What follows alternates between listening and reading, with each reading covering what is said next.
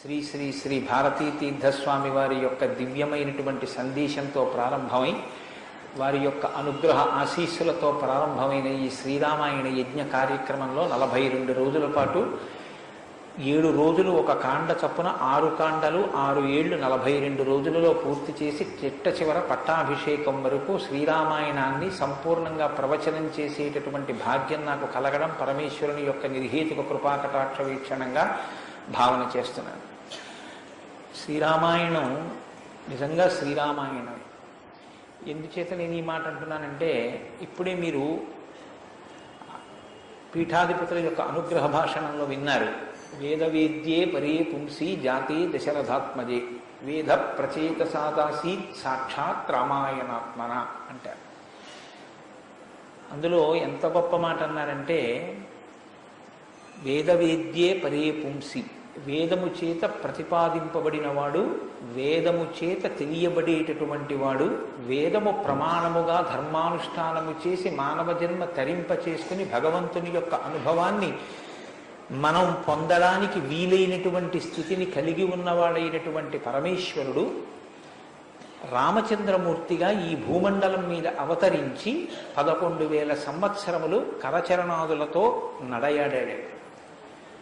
రాముడు వేదము చేత ప్రతిపాదింపబడినటువంటి పరమేశ్వర స్వరూపం. ఆ భగవంతుడే రాముడిగా వచ్చాడు. భగవంతుణ్ణి ప్రతిపాదించేటటువంటి వేదం వాల్మీకి మహర్షి నోటి వెంట శ్రీరామాయణంగా వచ్చింది. అందుకే శ్రీరామాయణానికి వేదోపబృంహణము అని పేరు. వేదమే రామాయణం. వేదం దేన్ని ప్రతిపాదిస్తుంది? ప్రధానంగా వేదమంతా ధర్మమే ప్రతిపాదన చేస్తుంది. ధర్మం అంటే ఏమిటి?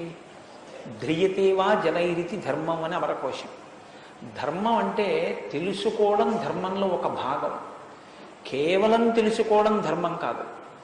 తెలుసుకున్నాడు, అనుష్ఠించడు, అప్పుడు ధర్మమా అంటే ధర్మం కాదు.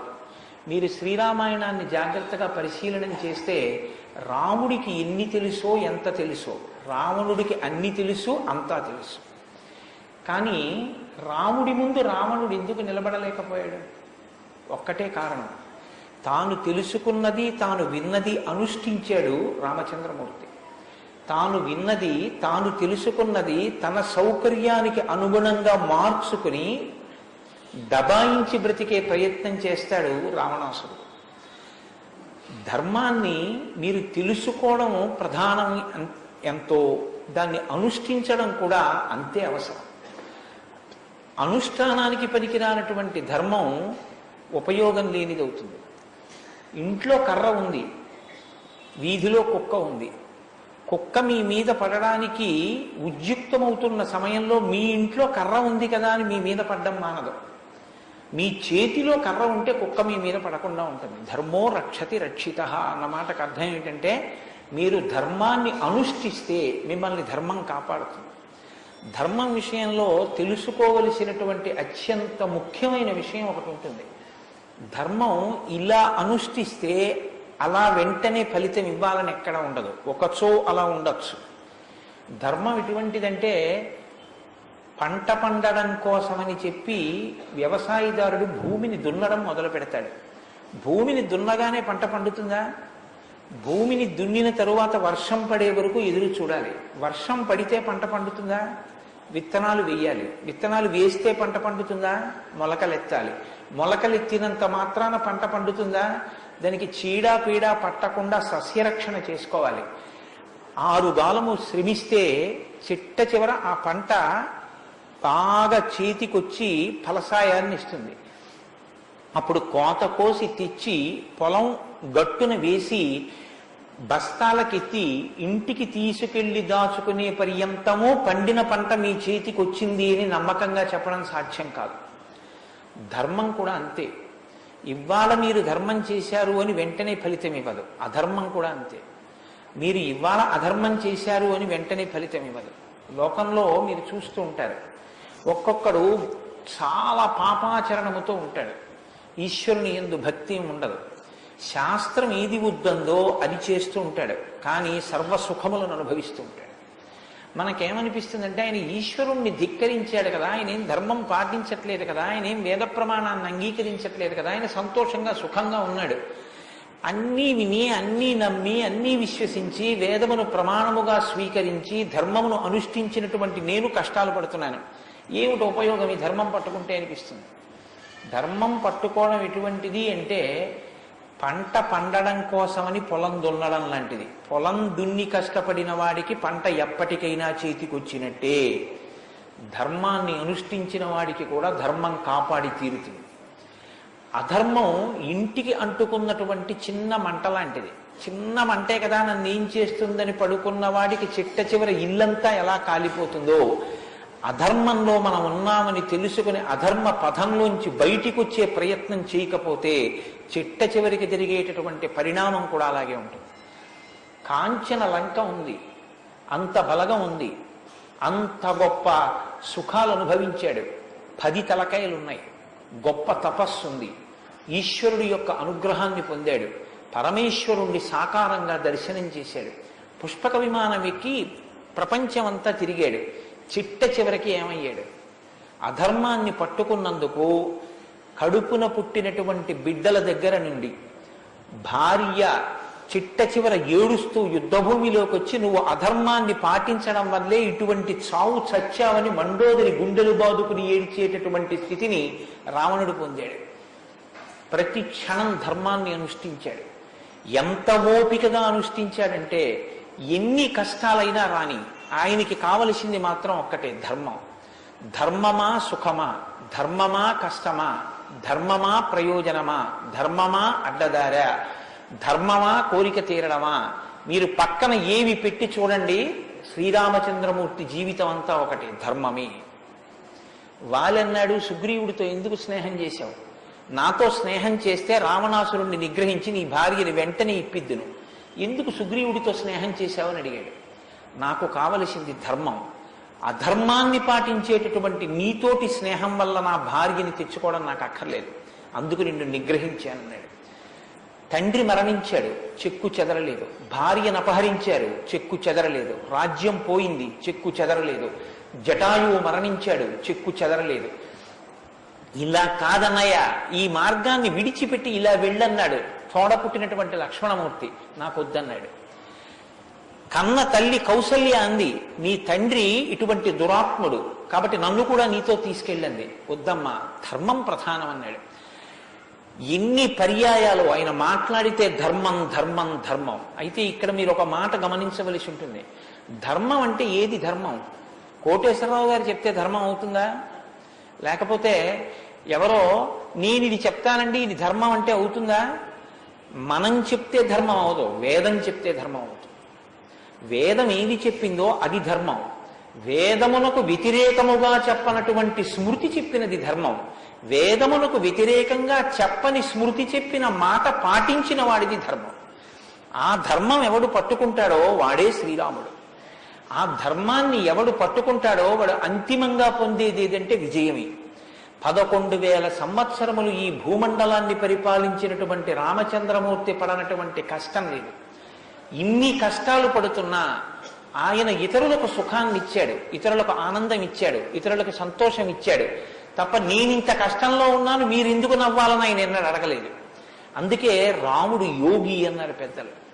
యోగి అంటే పైన ఎన్ని కష్టాలైనా రావచ్చు, కానీ లోపల మాత్రం తాను నిర్వికారంగా ఉంటాడు. అందుకే పుట్టినది కూడా నవమి తిథి నాడు పుట్టాడు మహానుభావుడు. 9 అంకెకున్న గొప్పతనం చూడండి. మీరు ఎంత పెట్టి 9ని హెచ్చ వేయండి మళ్ళీ 9గా మారుతూ ఉంటుంది. 9 ఒకట్ల 9, 9 2 18, 8 1 9, 9 3 27, 7 2 9, 9 4 36, 6 3 9, 9 5 45, 5 4 9. ఏం చేసినా మళ్ళీ 9 అవుతూ ఉంటుంది. ఎన్ని కష్టాలు బయట రానివ్వండి, ఎన్ని వైక్లభ్యాలు కలగనివ్వండి, లోపల మాత్రం రాముడు ఎప్పుడూ ధర్మాన్నే పట్టుకుని ఉంటాడు. ధర్మాన్ని పట్టుకోవడం అంటే రాముడు రామాయణంలో మాట్లాడింది మీరు గమనించాలి. ఎప్పుడైనా రామాయణం చదవడం, రామాయణం వినడం అంటే ఒక్క పర్యాయం అని మీరు అనుకోకండి. రామాయణాన్ని బహుకోణాలలో చదవండి. రాముడు మాట్లాడితే అని రామాయణం చదవండి ఒకసారి. రాముడు ఎప్పుడు నేను ఇలా చెప్తాను అని అనడం. రాముడు ఎప్పుడు చెప్పినా ఎలా చెప్తాడంటే ఋషులు ఇలా చెప్పారంటాడు. పెద్దలు ఇలా చెప్పారంటాడు, శాస్త్రం ఇలా చెప్పిందంటాడు తప్ప నేను ఇలా చెప్తానన్నాడు రాముడు. తన నిర్ణయం కాదు, తాను ఏది చెప్పాలో కాదు, శాస్త్రం ఏం చెప్పిందో చెప్తాడు, ఋషులు ఏం చెప్పారో చెప్తాడు, పెద్దలు ఏం చెప్పారో చెప్తాడు, తాను ఎందుకు ధర్మాన్ని అనుష్ఠిస్తున్నానో చెప్తాడు. తన జీవితాన్ని ఆదర్శవంతంగా తీసుకొచ్చి మనుష్య జాతికంతటికి ఫలంగా అందించాడు. అటువంటి ధర్మాత్ముడైనటువంటి రామచంద్రమూర్తి మనుష్యుడిగా అవతారాన్ని స్వీకరించి ఉండకపోతే అసలు మనుష్యుని యొక్క జన్మ ప్రయోజనం ఇంత గొప్పవాడా మనిషి అన్న విషయమే లోకానికి అర్థమయ్యుండేది కాదు. ఎందుకంటే మీరు ఒక విషయాన్ని జాగ్రత్తగా గమనించండి, రామావతార స్వీకారానికి ముందరే రామనామం లోకంలో ఉంది. రామావతారానికి ముందు రామనామం లేకపోతే వాల్మీకి మహర్షికి రామనామాన్ని ఎలాగా ఉపదేశం చేశారు ఋషులు? ఆయనకి ఉపదేశం చేసిన తరువాత కదా రామచంద్రమూర్తి అవతారం వచ్చింది. ఆయన వాల్మీకిగా మారిన తరువాత కదా రాముడు పుట్టింది. కాబట్టి రామ అన్న నామం సాక్షాత్తు ఈశ్వరుడి యొక్క నామం. అది రమయతీతి రామ, లోకులనందరినీ రమింపచేసేటటువంటి నామం. అంతటి మహోత్కృష్టమైనటువంటి శీల సంపద కలిగినటువంటి వాడు రామచంద్రమూర్తి.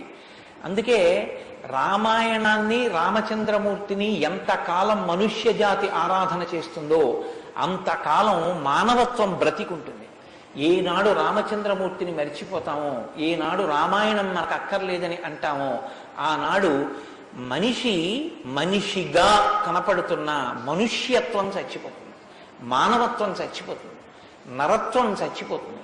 అది పోయిన నాడు నరజన్మ యొక్క ప్రయోజనమే పోతుంది. అందుకే మీరు చూడండి, విష్ణువు దశావతారములను స్వీకరించారు. వేదోద్ధారణ, మందరాభరణ, పృథ్వీధర్మ నిర్మాణ, ప్రహ్లాదత్రాణ, బలిప్రతారణ, నృపాహంకార నిర్వాపన, వైదేహీ రమణ, ధనంజయ జయ వ్యాపార పారీణ, క్షోణీ దివ్యత్కరుణ, తమోహరణ, తండ్రి వెంకటేశ ప్రభో. ఇన్ని అవతారాలు స్వీకరించినా ఆ అవతార పరిసమాప్తి అయిపోయిన తరువాత మనం పిలిస్తే ఇక లక్ష్మీనారాయణులని పిలుస్తాం. ఒక వామనమూర్తి అవతార పరిసమాప్తి అయిపోయింది, ఏమంటాం? లక్ష్మీనారాయణులు. ఒక పరశురాముడు, లక్ష్మీనారాయణులు. ఒక మత్స్యావతారం, లక్ష్మీనారాయణులు. ఒక్క సీతారాముల అవతారంలో మాత్రం యుగాలు మారిపోయినా ఆ అవతారాన్ని సీతారాములని పిలుస్తాం. భార్యాభర్తలు ఎలా బతకాలో నేర్పినటువంటి అవతారం రామావతారం. అన్నదమ్ములు ఎలా బతకాలో నేర్పిన అవతారం రామావతారం. తండ్రి కొడుకులు ఎలా బతకాలో నేర్పిన అవతారం రామావతారం. ఒక ఉద్యోగి యజమాని ఎలా బతకాలో నేర్పిన అవతారం రామావతారం. చివరికి ఎంత కష్టం కడుపులో ఉన్న రాజారాముడిగా సింహాసనం మీద కూర్చోవలసి వస్తే ప్రజల్ని కన్నబిడ్డల్లా పరిపాలించగలిగినటువంటి ధర్మాన్ని నిలబెట్టుకోగలిగినటువంటి సంపూర్ణత్వాన్ని సంతరించుకున్నటువంటి మనుష్య స్థితిని పొందిన అవతారం రామావతారం. మీకు జీవితంలో అనుష్ఠాన పర్యంతంలో ఎక్కడ ఏ విషయం గురించి అనుమానం వచ్చినా మీకు రామాయణం జీర్ణమైతే మీకు వెంటనే శ్రీరామాయణం జ్ఞాపకానికి వస్తుంది. అప్పుడు రాముడు ఇలా ప్రవర్తించాడు అని మీకు జ్ఞాపకం వస్తుంది. రామాయణం మీకు జీర్ణమైతే మీ భాష తీరు మారిపోతుంది. రామాయణం మీకు జీర్ణమైతే మాట ఎంత గొప్పదో మీకు అర్థమవుతుంది. నేను అందుకే మీకు మనవి చేశాను, రామాయణాన్ని రామాయణంగా చదవకండి అని. రామాయణం జ్యోతిష శాస్త్రం, రామాయణం వాస్తు శాస్త్రం, రామాయణం ధర్మశాస్త్రం, రామాయణం వాక్కు, రామాయణం ధర్మ పరిపాలన, రామాయణం న్యాయం, రామాయణం సామాజిక శాస్త్రం, రామాయణం శకున శాస్త్రం, రామాయణం పర్యావరణం, రామాయణం గురుభక్తి, రామాయణం శిష్యధర్మం. మీ ఇష్టం, ఎలా చదవండి, రామాయణం అలా వస్తుంది. మీకిచ్చినది మట్టి ముద్ద, మీరు దాంతో మూకుడు చేసుకుంటారో, పళ్ళెం చేసుకుంటారో, ప్రమిద చేసుకుంటారో, గిన్నె చేసుకుంటారో, గరిట చేసుకుంటారో మీ ఇష్టం. రామాయణాన్ని మీరు ఎలా చూడాలనుకుంటే మీకు అలా కనపడుతుంది. శ్రీరామాయణానికి ఉన్న గొప్పతనం ఏమిటంటే వాల్మీకి మహర్షి ఎవ్వరికీ కూడా కితాబులు ఇవ్వరు.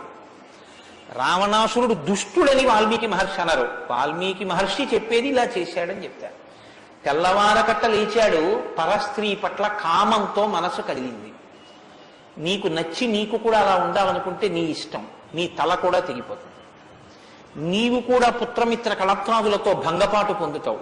రాముడు నిద్రలేస్తూనే నదీ స్నానం చేసి సంధ్యావందనం చేశాడు. నువ్వు రాముడిలా ఉండాలనుకుంటే 7 తరాలు తరిస్తాయి. నీకేది కావాలో నువ్వు నిర్ణయించుకో. రాముడు గొప్పవాడని చెప్పరు, రావణుడు తక్కువవాడని చెప్పరు. నువ్వేది తెలుసుకోవాలో అది నువ్వు తెలుసుకొని అనుష్ఠించాలి. అది శ్రీరామాయణం యొక్క గొప్పతనం. అంత గొప్ప అవతారంలో రాముడు ఎప్పుడు మాట్లాడినా ఋషివాక్కుని సమర్థిస్తాడు, రాముడు ఎప్పుడు మాట్లాడినా వేదవాక్కుని సమర్థిస్తాడు, రాముడు ఎప్పుడు మాట్లాడినా ధర్మాన్ని సమర్థిస్తాడు. ఇది మీరు బాగా జ్ఞాపకం పెట్టుకోవాలి. మనం శ్రీరామాయణం వింటున్నది శృంగగిరి పీఠంలో వింటున్నాం. అదేమిటండి పీఠ శాఖ కదా అని మీరు అనొచ్చు. ఆత్మావై పుత్రనామాసి, కొడుక్కి తండ్రికి అభేదం. బింబానికి బింబం ఎందులోంచి వచ్చిందో ఆ బింబం వచ్చినటువంటి లేదా ప్రతిబింబం పుట్టిన బింబం రెండు ఒకటే. అద్దం ముందు నిలబడితే నా ప్రతిబింబం కనబడితే ఆ ప్రతిబింబం బొట్టు పెట్టుకోలేదు అనుకోండి, దిక్కుమాలిన ప్రతిబింబమా బొట్టు పెట్టుకోవద్దా తప్పు కదా అని ప్రతిబింబానికి బొట్టు పెడితే నాకు బొట్టు వస్తుందా? బింబానికి బొట్టెట్టుకుంటే ప్రతిబింబానికి బొట్టు వస్తుంది. బింబానికి ప్రతిబింబానికి తండ్రికి కొడుక్కి గురువుకి శిష్యుడికి అభేదమైతే గుంటూరు శృంగగిరి పీఠ శాఖకి ఎక్కడో కర్ణాటక రాష్ట్రంలో ఉన్న శృంగగిరి పీఠానికి నా దృష్టిలో అభేదం. శృంగగిరి పీఠంలో కూర్చుని శ్రీరామాయణ ప్రవచనం చెయ్యవలసి వస్తే నేను ఒక మాట చెప్పకుండా రామాయణాన్ని ప్రారంభించేస్తే నేను ఒక పొరపాటు చేసిన వాడిని అవుతాను. ఇన్ని పీఠాల్ని స్థాపించినటువంటి శంకర భగవత్పాదులు అవతార పరిసమాప్తి చేస్తూ ఒక మాట చెప్పారు. వేదో నిత్యమధీయతాం తదుదితం కర్మస్వనుష్ఠీయతాం. ప్రతిరోజు వేదం చదువుకో. నువ్వు చేసే ఏ కర్మ అయినా వేదం ఎలా చెప్పిందో అలాగే చెయ్యి. అంతేకాని నీ స్వంత బుద్ధితో ఏ పనిని చెయ్యవద్దు. వేదో నిత్యమధీయతాం తదుదితం స్వకర్మస్వనుష్ఠీయతాం దుస్తర్కాస్తు విరమ్యతాం. ఈశ్వరుడు నోరిచ్చాడు కదా అని నీ చిత్తం వచ్చినట్టుగా వాదనలు చేయవద్దు. నువ్వు ఏది మాట్లాడినా శృతి శిరపక్ష స్వనుష్ఠీయతాం. ఉపనిషత్తులు ఏం చెప్పాయో వేదం ఏం చెప్పిందో దాన్ని సమర్థించడానికి నీ వాగ్బలాన్ని ఉపయోగించు. అంతేకాని ఈశ్వరుడు వాక్కు ఇచ్చాడు కదా అని నీ ఇష్టం వచ్చినట్టు నువ్వు మాట్లాడితే చూడలేదు లెక్క కట్టుకోలేదని నువ్వు అనుకోవద్దు. లెక్క కట్టేవాడు ఒకడున్నాడు. మీరు చూడండి, 84 లక్షల జీవరాశులు ఈ ప్రపంచంలో ఉన్నాయి. 84 లక్షల జీవరాశుల్లో 83,99,999 జీవరాశులకు వాక్కు లేదు. ఒక్క నరజన్మకే వాక్కు ఉంది. మళ్ళీ ఈ నరజన్మలో కొంతమంది మాత్రమే ఆ మాట చెప్పగలరు. కొంతమంది నరులుగా జన్మించిన నోరు విప్పి రామా అని గట్టిగా అనరా అంటే రామా అని అనలేరు. అది వారి దురదృష్టం. కానీ మనం భగవన్నామమును పలకగలం. భగవన్నామం పలికి తరించగలిగినటువంటి భాగ్యం మనకుంది. హరునకు విభీషణున కద్విజకున్ తిరుమంత్రనాగమై కరికి నహల్యకున్ ద్రుపదకన్యకు నార్తి హరించు చుట్టమై బరగిన ఎట్టిని పతితపావన నామము నాదు జిహ్వపై నిరంతరము నటింపచేయుమి కదా చరది కరుణాపయోనిధి అని వేడుకున్నాడు గోపరాజు గారు. నాకేం అక్కర్లేదయ్యా స్వామి, నీ నామం నా నాలుక మీద నర్తింపచేయవయ్యా చాలన్నాడు. పవి పుష్పంబగు అగ్ని మంచగు నాకోపావం భూమిస్థలంబగు శత్రుండతిమిత్రుడవు విషము దివ్యాహారమౌనెన్నగా అవనీమండలి లోపలం శివ శివేచ్ఛాభాషణోల్లాసకిం. శివ నీ నామము సర్వవస్య కరమౌ శ్రీకాళహస్తీశ్వర. నాకు నీ శివనామం నా నాలుక మీద నర్తించాలని కోరుకున్నాడు ధూర్జటి. భగవన్నామం చెప్పుకుంటే చాలని ఆ నామం ఉన్నందుకు వెంపర్లాడారు. అంత్యకాలమునందు ఆయాసమును నిన్ను తలుచునో తలపనో తలతునిపుడి నరసింహ నరసింహ నరసింహ లక్ష్మీచ దానవంతక కోటి భానుతేజ గోవింద గోవింద గోవింద సర్వేశ పన్నగాధిపశాయి పద్మనాభ అని 2 చేతులిచ్చి నమస్కారం చేసి చిట్ట చివర ప్రాణం పోయేటప్పుడు ఆవేళ యమదూతల అగ్రహంబున వచ్చి ప్రాణముల్ పెకలించి పట్టునప్పుడు కపవాత పైత్యముల్ కప్పగా శ్రమచేత కంపముద్భవమంది కష్టపడుచు నారాయణాయంచు నా జిహ్వతో నిన్ను పిలుతునో శ్రమచేత పిలువలేనో. నాటికిపుడి నీ నామస్మరణ చేతు చివిరిడవయ్య భూషణ వికాస శ్రీధర్మపుర నివాస దుష్ట సంహార నరసింహ దురిత దూరాన్ని గుండెలు బాదుకున్నాడు నరసింహశతక కర్త. ఆ భగవన్నామం పలికేటటువంటి భాగ్యం ఉన్న ఏకైక ప్రాణి సృష్టిలో కేవలం మనుష్యుడే. అటువంటి మనుష్యుడికి ఇచ్చినటువంటి అదనపు వరం భగవత్ కథాశ్రవణం. ఈశ్వర కథ వినగలడు. ఆ ఈశ్వర కథ వింటేనే సమస్త సంసార భ్రమణ పరితాపోపశమనం అంటారు శంకర భగవత్పాదులు. గలంతీ శంభోత్పచ్చరిత చరిత కిల్బిషరజో దళంతీ ధీకుల్యాశ్వరతి పతంతీ విజయతాం దిశంతీ సంసార భ్రమణ పరితాపోపశమనం వసంతీ మచ్చేతో హ్రదవు శివానందలహరి అంటారు. సంసార భ్రమణ పరితాపోపశమన కారణమైనటువంటి భగవంతుని యొక్క కథాశ్రవణము చేసి నోటితో జుర్రుకున్నటువంటి పదార్థాలు సప్తధాతువులతో నిర్మింపబడిన ఈ దేహాన్ని పోషిస్తే భగవంతుని యొక్క కథని చెవులతో జుర్రుకున్నటువంటి వాడు మళ్లీ పుట్టవలసిన అవసరం లేకుండా పునరపి జననం పునరపి మరణం పునరపి జనని జఠరే చయనం ఇహ సంసారే బహుదుస్తారే కృపయాపారే పాహి మురారే అని భగవన్ నామామృతాన్ని చెవులలోంచి లోపలికి జుర్రుకున్నటువంటి వాడు పునరావృత్తి రహిత శాశ్వత శివ సాయుధ్య స్థితిని పొందగలుగుతున్నాడు. ఇటువంటి భాగ్యం కలిగినటువంటి ప్రాణి మనుష్యుడు. ఆ మనుష్యుని యొక్క జీవితం ఎంత గొప్పదో, అసలు నరుడంతే ఎంత గొప్పవాడో నిరూపించినటువంటి అవతారం మనుష్య జన్మ అంటే అంత చులకనగా చూడబడినటువంటి రోజుల్లో నరుడంటే ఎంత గొప్పవాడో నిరూపించి చూపించాడు. అందుకే ఆయన అవతార పరిసమాప్తి చెయ్యాలి అంటే రావణ సంహారం చేసేసి అవతార పరిసమాప్తి చేసేయచ్చు. కానీ ఆయన అలా చేయలేదు, ప్రతిజ్ఞ చేశారు. దశవర్ష సహస్రాన్ని దశవర్ష శతానిచ, నేను 11,000 సంవత్సరములు ఈ భూమండలం మీద నడుస్తానన్నారు. దేని కొరకు అంటే 11,000 సంవత్సరములు నేను ఈ భూమి మీద ఉండి భార్యాసహితుడనై బిడ్డల్ని కని ధర్మాన్ని అనుష్ఠించి ఒక నరుడు ధర్మాన్ని పట్టుకుంటే ఎంత గొప్పవాడు కాగలడో నిరూపిస్తానన్నాడు రాముడు. అటువంటి నరుడి కథ అయినటువంటి రామకథ వినకపోతే, రాముడికి కృతజ్ఞతలు ఆవిష్కరించకపోతే, మనసార రామనామం చెప్పకపోతే, రామచంద్రమూర్తికి నమస్కరించకపోతే ఆ జన్మ వృధా అయిపోయినటువంటి జన్మ. అంతటి మహాత్ముడు రామచంద్రమూర్తి. కాబట్టి వేదవేద్యే పరే పుంసీ జాతే దశరథాత్మజే వేద ప్రచేతసాదాసీత్ సాక్షాత్ రామాయణాత్మన. వేదము వేదోపబృంహణమై రామకథగా భూలోకంలో వచ్చింది. ఆ వేదము ఈశ్వరుని యొక్క శ్వాస. ఈ వేదము వాల్మీకి గిరి సంభూత. వాల్మీకి అనబడేటటువంటి పర్వతంలోంచి పుట్టినటువంటి ఒక జీవనది. వేదము మనం వెళ్ళి స్నానం చెయ్యాలి, మనం వెళ్ళి దర్శనం చెయ్యాలి. రామాయణము ప్రవహించి ఇంటింటి ముందు నుంచి విడిపోయినటువంటి గంగ లాంటిది. దక్షిణామూర్తి వేదం, శంకరాచార్యుల వారు రామాయణం. దక్షిణామూర్తి ఎక్కడో ఒక్క చోట కూర్చుని ఉంటారు. సనక సనందనాదులు కూడా ఆయన కూర్చున్న చోటికే వెళ్ళి నమస్కారం చేసి జ్ఞానోపలబ్ధి పొందాలి. శంకరాచార్యుల వారు అలా కాదు. శంభోర్మూర్తి చరతి భువనే శంకరాచార్య రూప. ఆ దక్షిణామూర్తి మౌనం విడిచిపెట్టి ఆసేత హిమాచల పర్యంతం పాదచారి అయి 3 పర్యాయములు పర్యటించి వేద విరుద్ధమైన వాదనలు ఖండించి మళ్లీ వేద విరుద్ధమైన వాదనలు ఈ భారతదేశంలోకి ప్రవేశించకుండా కాపు పెట్టాలన్న ఉద్దేశ్యంతో తూర్పున జగన్నాథ్లో గోవర్ధన పీఠము, పడమర ద్వారకలో కాళికాపీఠము, ఉత్తరమున బద్రికాశ్రమములో జ్యోతిపీఠము, దక్షిణమున శృంగగిరిలో శారదాపీఠము, 4 చోట్ల 4 పీఠములను కాపు పెట్టి గురు పరంపర నిరంతరము కొనసాగేటట్టుగా మనని అనుగ్రహించి వేద విరుద్ధమైన వాదనలు భారతదేశంలో ప్రవేశించకుండా రక్షించినటువంటి మహాపురుషుడైనటువంటి శంకర భగవత్పాదులు తానే ఆసేతు హిమాచలం పరిగెట్టించి ప్రతి ఇంటి ముందుకొచ్చి జ్ఞానబోధ చేసినట్టు రామాయణం అనేటటువంటి గంగ వాల్మీకి గిరిశంభూతయ్యి వాడలా ప్రవహించింది. రామకథ రామనామం తెలియనివాడు లోకంలో ఉండడు. ఏదైనా తెలియదేమో, రామకథ తెలియనివాడు రామనామం తెలియనివాడు లోకంలో ఉండడు. మంచికైనా రామనామం, చెడుకైనా రామనామం. ఏమయ్యా అంత పని చేసావా? రామరామ నేను చేస్తానండి అంటాడు. ఏదైనా చూడకూడదు చూస్తే రామరామ ఇలాంటిది చూశానేమండి అంటాడు. ఏదైనా మంచి జరిగితే రామరామ ఎంత మంచి మాట విన్నాను ఇవ్వాలంటాడు. భారతీయ సంస్కృతిలో రామనామం మమేకమైపోయింది.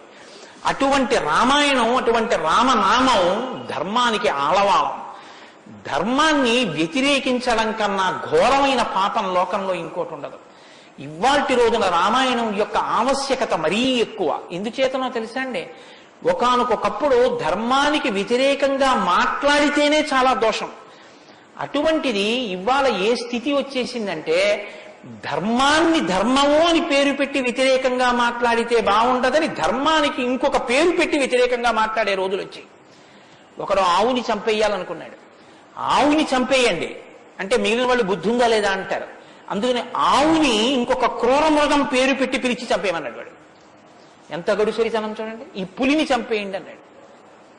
పులిని చంపేయండి అంటే చూడని వాడేమనుకుంటాడు? పులిని చంపేస్తే తప్పేమిటి, వచ్చి ఊళ్ళ మీద పడిపోతుంది అనుకుంటాడు. అది పావుని చంపేయండి అన్నాడు. విన్నవాడు పావు అనుకున్నాడు, కనదు ఆవు. ఆవుని చూపించి పావుని చంపేయండి అన్నాడు. వాడికి తెలియదా ఇది ఆవు అని? తెలుసు. మరి ఆవుని చంపేయండి అని ఎందుకండో అంటే, ఆవుని చంపేయండి అంటే ఆవుని చంపడం ఏమిట్రా అంటారని పావుని చంపేయండి అన్నాడు తెలిసి. ధర్మాన్ని ఆచరించకండి అంటే జనం తిరగబడతారని మూఢ విశ్వాసాల జోలికి వెళ్ళకండి అంటున్నాడు. పేరు మార్చారు కానీ వ్యవస్థని ధర్మానికి దూరం చేస్తున్నారు. ఆ స్థితి నుంచి మనం రక్షింపబడాలంటే మనకున్న ఆధారం ఒక్కటే, శ్రీరామాయణాన్ని వినాలి, శ్రీరామాయణాన్ని బాగా తెలుసుకోవాలి, శ్రీరామాయణాన్ని తరచి తరచి గమనించాలి. రామాయణం మనకి తెలుసున్న రామకథే కదా అనుకోకండి. నేను మీకు యథార్థం మనవి చేస్తున్నాను. మీరు రామాయణాన్ని ఎన్ని మాటలు చదవండి, ఎన్ని మాటలు వినండి, మీకు రామాయణం కొత్త కోణంలో ప్రకాశిస్తుంది, రామాయణం కొత్త కోణంలో భాషిస్తుంది. అంత గొప్ప రామాయణం. సరే నువ్వు చెప్పేది రామాయణం కదా, రామాయణం గురించి ఎందుకు అంతసేపు చెప్తావు, మేము ఎదుర వింటాం కదా రామాయణం, అసలు నువ్వు రామాయణం ప్రారంభం చెయ్యి అని మీరు అంటారు. నాకు తెలుసు. శ్రీరామాయణ ప్రారంభం ఎక్కడ జరిగింది అంటే, తపస్వాధ్యాయ నిరతం తపస్వీ వాగ్విదాం వరం నారదం పరిపప్రచ్చర్ వాల్మీకి మునిపుంగవం అన్నారు. ఒకానొకనాడు వాల్మీకి మహర్షి తన ఆశ్రమంలో ఉన్నారు. నారద మహర్షి వచ్చారు.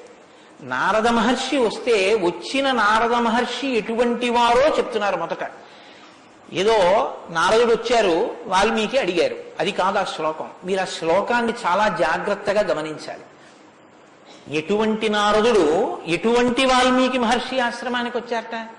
తపస్వాధ్యాయ నిరతం తపస్వి వాగ్విదాం వరం నారదం పరిపప్రచ్చర్ వాల్మీకిర్ మునిపుంగవం. ఈ శ్లోకం నేను చెప్పే ముందు మీతో ఒక మాట నేను మనవి చెయ్యాలి. వాల్మీకి మహర్షి ఆశ్రమానికి నారదుడు వచ్చి సంక్షేప రామాయణం చెప్పిన తరువాత కదా రామాయణం ప్రచారంలోకి వచ్చింది. వాల్మీకి మహర్షి ఆశ్రమానికి నారద మహర్షి వచ్చిన తరువాత రామాయణాన్ని ఎవరికి నేర్పారు? ఆయన రచన చేసి మొట్టమొదట ఎవరికి నేర్పి ఉండాలి? ప్రవాహము అంటే ఎవరి ద్వారానో వెళ్ళాలి కదా. అది మొట్టమొదట లోకంలో దాన్ని ప్రచారం ఎవరితో ప్రారంభమైంది? వాల్మీకి రామాయణ రచన చేసి ఎవరికి నేర్పారు? వాల్మీకి రామాయణ రచన చెయ్యగానే నేర్పిన మొట్టమొదటి శిష్యులు లవకుశులు. లవకుశులకి మొట్టమొదట రామాయణం నేర్పుంటే సీతమ్మ వాల్మీకి ఆశ్రమంలో ఉందా లేదా? ఉంది. వాల్మీకి ఆశ్రమంలోకి సీతమ్మ వచ్చి లవకుశులు పెద్దవాళ్ళై గురువు గారి దగ్గర శ్రీరామాయణాన్ని ఉపదేశం పొందడానికి యోగ్యమైనంత వయస్సు వచ్చేసిన తరువాత నారద మహర్షి వచ్చారు. వచ్చి సంక్షేప రామాయణం చెప్పారు. అప్పటి వరకు రామాయణం లేదు లోకంలో, అంతే. ఇంకా తర్వాత కదా వాల్మీకి రచించారు సంక్షేప రామాయణం విన్నాక. కాబట్టి ఇప్పుడు రామాయణ కథ ఏ స్థాయిలో ఉంది, ఏ స్థితి దగ్గర ఉంది? రామాయణ రచన మొదలయ్యేప్పటికీ రామాయణం పూర్తయిపోయే స్థితిలో ఉంది. రామాయణం పూర్తయిపోయే స్థితిలో రామాయణ రచన ప్రారంభమైంది. ఇది మీరు గమనించాలి. రామచంద్రమూర్తి పుట్టక ముందు రామాయణాన్ని రచించలేదు వాల్మీకి. రామచంద్రమూర్తి పట్టాభిషేక పూర్వం రామాయణ రచన జరగలేదు. రామాయణ రచన ఎప్పుడు జరిగినట్టు? రామచంద్రమూర్తి పట్టాభిషేకం చేసుకుని సీతమ్మ తల్లిని అడవులలో విడిచిపెట్టి, అడవులలో ఉన్న సీతమ్మని వాల్మీకి మహర్షి తన కుటీరానికి తీసుకెళ్లి లవకుశులు జన్మించి వాళ్ళు పెరిగి పెద్దవాళ్ళై యోగ్యులై విద్యాభ్యాసం చేసి సంగీత విద్యలో మంచి నిష్ణాతులై వాల్మీకి మహర్షి రచించిన రామాయణాన్ని బోధ చేస్తే నేర్చుకుని లోకంలో ప్రచారం చెయ్యగలిగినంత వయస్సు వాళ్ళు వచ్చిన తరువాత నారద మహర్షి వచ్చారు అక్కడికి. అలా ఎందుకు జరగాలి అంటే, వచ్చినటువంటి మహానుభావుడు రామచంద్రమూర్తిగా వచ్చాడు, మనుష్యుడిగా నడిచి చూపించేశాడు. అప్పటికే 11,000 సంవత్సరాలు ఇంచుమించు పూర్తయిపోతున్నాయి. జరిగిన కథ జరిగిపోయింది. జరిగిన కథ జరిగిపోయిన తర్వాత ఇప్పుడు వచ్చాడు నారదుడు. ఇప్పుడు జరిగిపోయిన కథలో అడుగు తీసి అడుగు వేస్తే ధర్మం. రామాయణంలో అడుగు తీసి అడుగేస్తే ఎంత కథ చెప్పాలండి నారదుడు వాల్మీకి మహర్షికి? రాముడు పుట్టుక ముందు దగ్గర నుంచి చాలా కష్టపడి రాముడు ఇలా మాట్లాడాడు, రాముడు అలా మాట్లాడాడు, సీతమ్మ రాముడి దగ్గరికి ఇలా వెళ్ళింది, దశరథ మహారాజు గారి దగ్గరికి రాముడు ఇలా వెళ్ళాడు, రాముడు కౌశల్య దగ్గరికి ఇలా వెళ్ళాడు, రాముడితో ఇలా మాట్లాడాడు, ఇవన్నీ నారదుడు చెప్పాలి. నారదుడు ఎలా చెప్పగలడు? చెప్పగలడు, సర్వజ్ఞుడు, మహానుభావుడు, గురుస్వరూపం కాబట్టి చెప్పగలడు. కానీ అలా చెప్తూ వెడితే రామాయణం ఎవరు చెప్పినట్టు అవుతుంది? నారదుడు చెప్పింది వాల్మీకి రాసింది అవుతుంది. మరి వాల్మీకి రామాయణ రచన చేశారని మనం ఎలా చెప్తున్నాం? ఒకటే కారణం, సంక్షేప రామాయణమే నారదుడు చెప్పాడు. కేవలం ఒక 100 శ్లోకాల దగ్గరలో రామకథని ఒక్కసారి అలా చిన్న మాల కింద అల్లి చెప్పి వెళ్ళిపోయాడంతే. మిగిలిన రామకథ రాముడు ఎలా కదిలాడో, ఎలా అడుగేశాడో, ఎలా నడిచాడో, ఎలా మాట్లాడాడో ఇవన్నీ వాల్మీకి మహర్షికి కనపడ్డాయి. ఎప్పుడు? అయిపోయాక కదండి.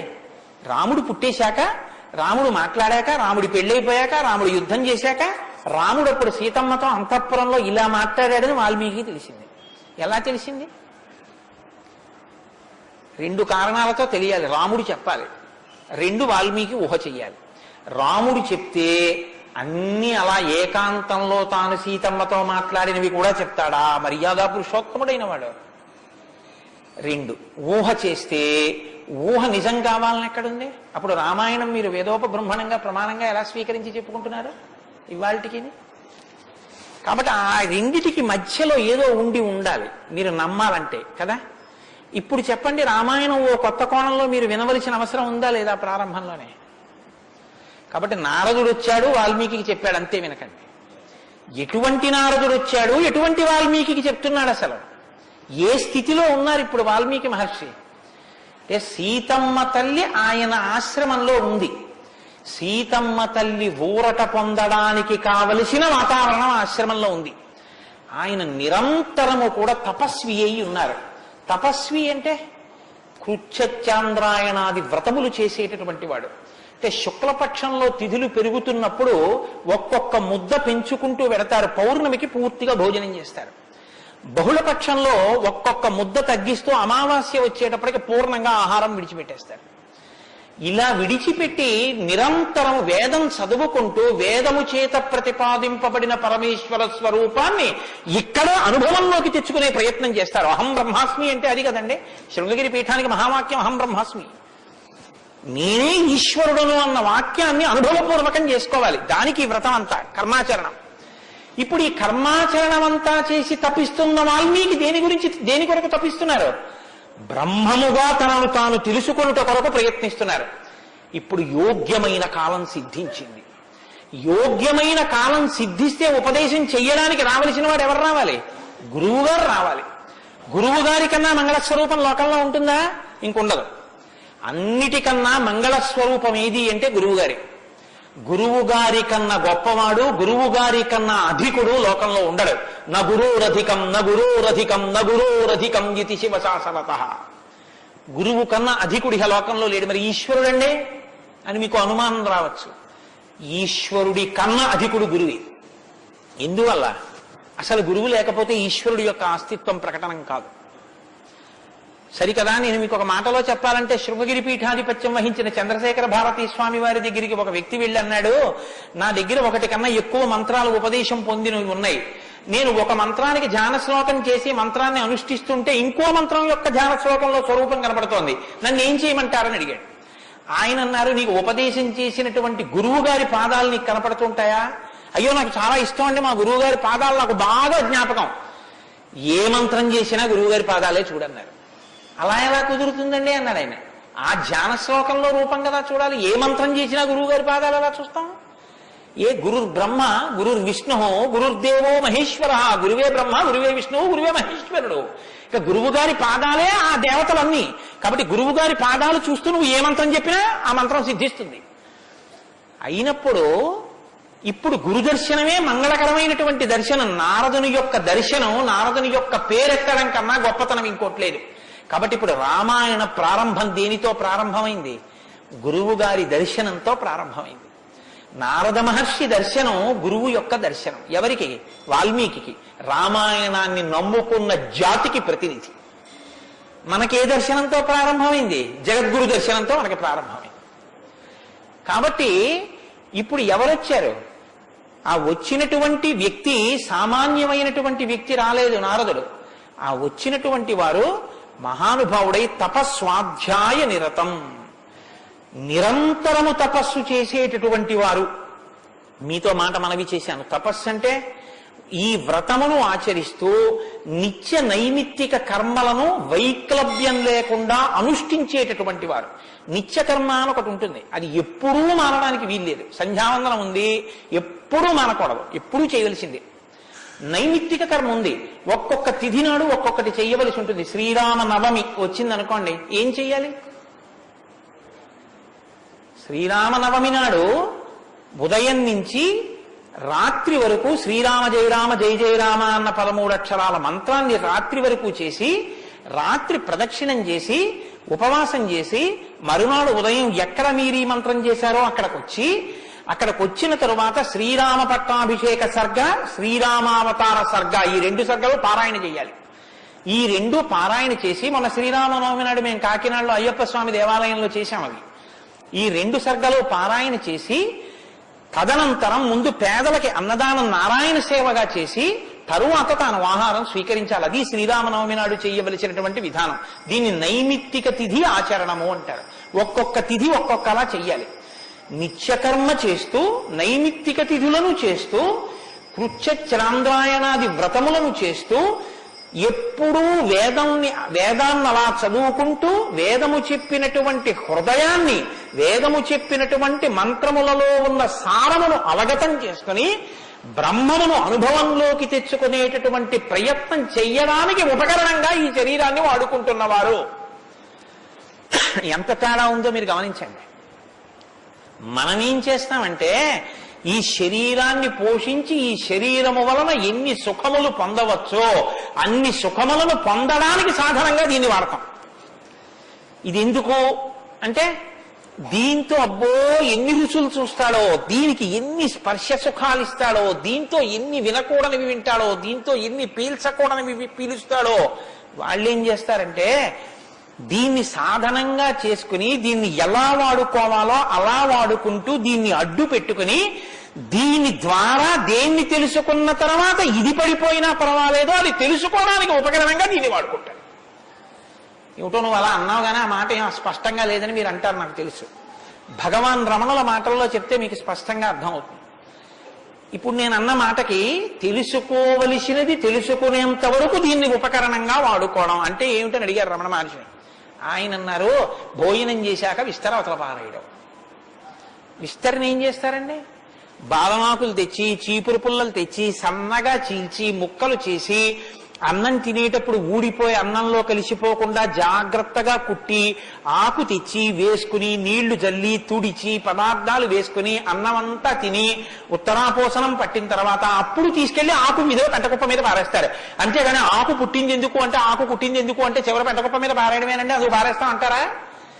దేనికి వాడుకోవాలో దానికి జాగ్రత్తగా వాడుకుని ఆ ప్రయోజనం అయిపోయిన తరువాత పెంటకుప్ప మీద విస్తరాకుని పడేసినట్టు దీన్ని సాధనంగా చేసుకుని, దీనిలో ఉండి దీనితో తరించి, దీనిలో ఉండి దీని వలన బ్రహ్మం అంటే ఏమిటో తెలుసుకుని అనుభవంలోకి వచ్చిన తర్వాత ఇది పడిపోతున్నా ఇది నేను కాదన్న సత్యం ఎరుకలోకి రావడం వల్ల దీని మీద భ్రాంతి లేకుండా ఇది పడిపోతున్నా సాక్షిగా చూసి, ఇది పడిపోయిన తర్వాత తాను ఒకటి ఏది మారని సత్యమో సత్యంగా నిలబడిపోవడాన్ని నిత్య నైమిత్తిక కర్మాచరణ చేత తాను పొందవలసిన స్థితిని పొందగలిగినటువంటి తపస్వాధ్యాయ నిరతుడు అని పిలుస్తారు.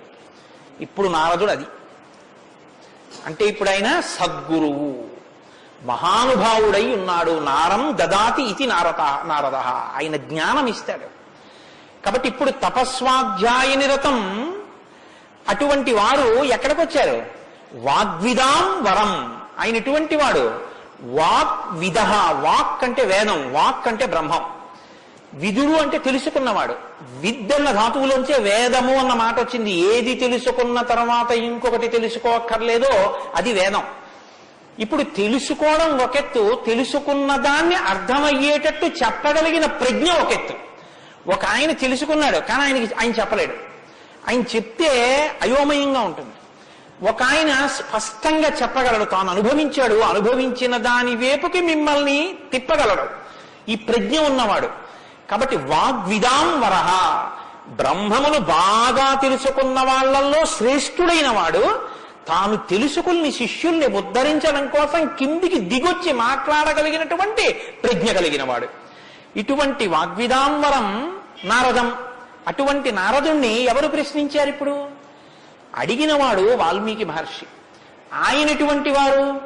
తపస్వి, తపస్సు చేస్తున్నవారు. తపస్సు అంటే నేను మీకు ఇందాక చెప్పాను, బ్రహ్మమును తెలుసుకోవాలని తాపత్రయంతో ఉన్నటువంటి వారు, భావన వ్యగ్రతతో ఉన్నవారు.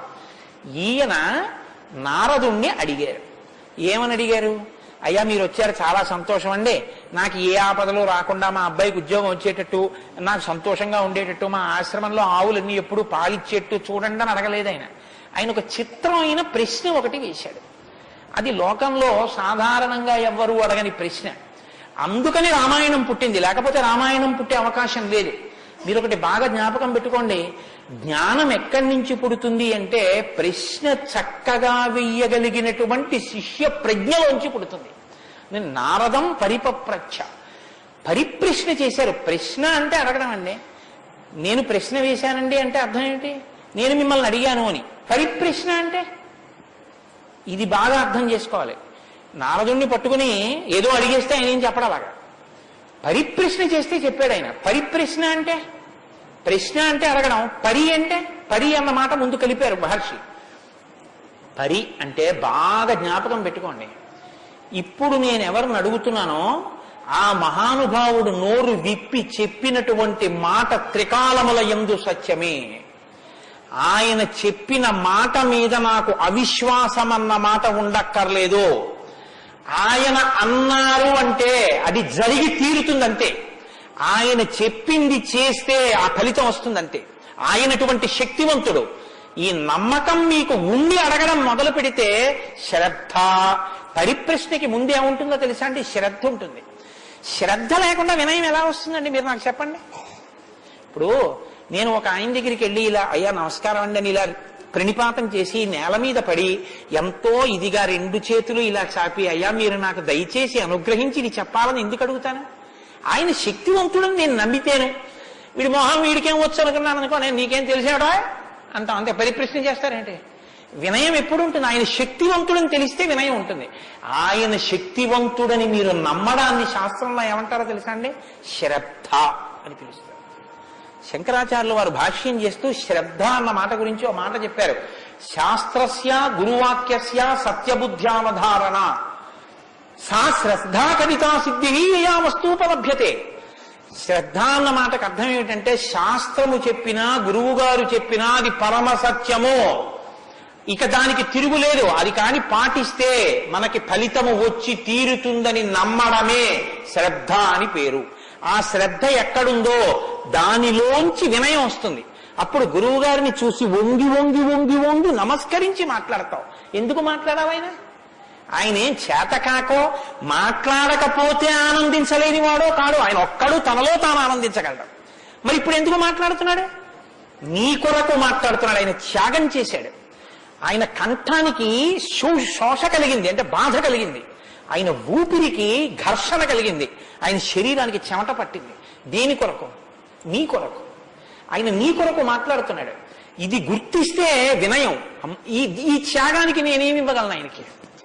ఈ కృతజ్ఞతాభావంతో నువ్వు నిలబడగలిగితే, అలా నువ్వు ప్రశ్నించగలిగితే పరిప్రశ్న అంటారు.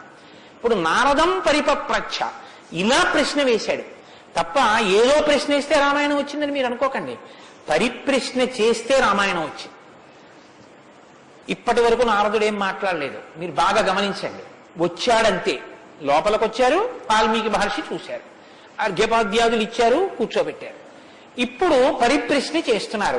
ఏ ప్రశ్న వేస్తే అసలు రామాయణం గురించి చెప్పారు ఆయన. వాల్మీకి మహర్షి అడిగిన ప్రశ్న ఏమిటంటే ఆయన్ని, కోన్వస్మిన్ సాంప్రదం లోకే గుణవాన్ కస్య వీర్యవాన్ ధర్మజ్ఞశ్చ కృతజ్ఞశ్చ సత్యవాక్యో దృఢవ్రతః చారిత్రేణ చ కోయుక్తః సర్వభూతేషు కోష్టః విద్వాన్ కః కస్సమర్థశ్చ కశ్చైక ప్రియదర్శనః ఆత్మవాన్ కో జితక్రోధో ద్యుతిమాన్ కో నరసూయకః కస్య బిభ్యతి దేవాశ్చ జాతరోషస్య సంయుగే. 16 గుణములు అడిగారు ఆయన. ఈ 16 గుణములు పరిపూర్ణముగా ఉన్నటువంటి ఒక మానవుడు ఈ లోకంలో, ఈ కాలంలో, నేను ఉన్న రోజుల్లోనే, నేను ఇప్పుడు శరీరంతో తిరుగుతుండగా నా మాంసనేత్రంతో చూడడానికి వీలుగా ఎక్కడైనా ఎవరైనా ఉన్నారా అని అడిగాడు. అంటే అలాంటి వారే ఉన్నారు, ఆయన భార్యయే తన ఆశ్రమంలో ఉంది. ఇది తెలుసా వాల్మీకి? తెలియదని చెప్పవలసి ఉంటుంది. మరి ఇప్పుడు ఎందుకు వచ్చింది ఈ ప్రశ్న ఆయన నోటి వెంట? అమ్మవారు వచ్చింది కాబట్టి వచ్చింది. అమ్మవారు ఎందుకు వచ్చింది? అసలు రహస్యం ఏమిటంటే, రామాయణం లోకానికి అందాలంటే సీతమ్మ యొక్క సేవాభాగ్యం వాల్మీకి లభించాలి. సీతమ్మ సేవాభాగ్యమే శారదాదేవి సేవాభాగ్యం. అది అందితే నోటి వెంట ఈ ప్రశ్న వచ్చింది. నోటి వెంట ఒక్క ప్రశ్న వస్తే యుగాలు మారిపోయినా మనుష్యుడిగా పుట్టిన ప్రతివాణ్ణి తరింపచేయగలిగిన ఒక ఆది కావ్యం ఆయన నోటి వెంట వచ్చింది. ఇది రావడానికి ముందు సీతమ్మ రావాలి. అందుకని ముందు సీతమ్మ వచ్చేసింది ఆశ్రమానికి. వచ్చి అక్కడ కూర్చుంది. ఆ రామాయణాన్ని ప్రచారం చెయ్యగలిగిన యోగ్యమైన శిష్యుల్ని కూడా సీతమ్మే వాల్మీకి ఇచ్చింది లవకుశల రూపంలో. ఇది వాల్మీకిని సీతమ్మ తరింపచేసిన తీరు మీరు జాగ్రత్తగా గమనించగలిగితే, వాల్మీకి తరించడానికి మొదటి కారణం సీతమ్మే. అందుకే ఆయన అన్నారు, నేను చెప్పిన రామాయణానికి పేరేమిటో తెలుసా? సీతాయాశ్చరితం మహత్ అన్నారు. అది సీతమ్మ చరిత్ర అన్నారు. తల్లి ఎంత గొప్ప తల్లు మీరు ఆలోచించండి. అందుకే సీతమ్మ ఒకరు, శారదమ్మ ఒకరా? కాదు, సీతమ్మే శారదమ్మ. కాబట్టే అంత జ్ఞానం వాల్మీకి ఇచ్చి ఈ ప్రశ్న వేయించింది. ఎందుకు వేయించాలి? సీతమ్మ వెళ్ళిపోతే రామావతారం వెళ్ళిపోతుంది. ఇక సీతమ్మ వెళ్ళిపోతుంది. ఆ రోజులు వచ్చేసాయి. అప్పటికి ఆ రోజు వచ్చేసింది. ఎందుకంటే ఇక అశ్వమేధయాగం చేసేస్తాడు రాముడు. అశ్వమేధయాగం చేస్తే సీతమ్మ కనపడుతుంది రాముడికి. సీతమ్మ రాముడికి కనపడితే వేరొకసారి పాతివ్రత్యాన్ని నిరూపించుకోమని చెప్తాడు. ఎందుకు చెప్తాడంటే ఎప్పుడు లోకం కోసం, తన కోసం కాదు. ఈ మాట అనగానే ఆవిడంటుంది, నా ప్రయోజనం అయిపోయిందా? నీకు భార్యగా నీ వంశాన్ని నిలబెట్టడానికి. రామకథ నరుడి కథ బాగా గుర్తుపెట్టుకోండి. రామకథ దేవుడి కథని మీకు జరిగితే మీకు ఎంత పనికొస్తుందో నేను చెప్పలేను. రామకథ నరుడి కథని మీరు వినండి, మీకు పనికొస్తుంది. అందుకే సీతమ్మ ఈ మాట అంది, నేను ఎందుకు వచ్చానో తెలుసా నీ పక్కకి? నీ వంశం తరించాలి.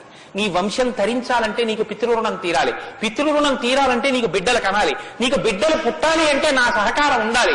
నేను నా శరీరాన్ని త్యాగం చేస్తే నా కడుపులో ఉన్న బిడ్డలు కూడా పోతారు. పోతే నీకు పితృరుణం తీరదు. నువ్వు ఏకపత్ని వృతుడవు. ఇంకొక బిడ్డని, ఇంకొక ఆడదాన్ని స్వీకరించావు, నీ వంశం ఆగిపోతుంది. నా కారణంగా నీ వంశం ఆగకూడదు.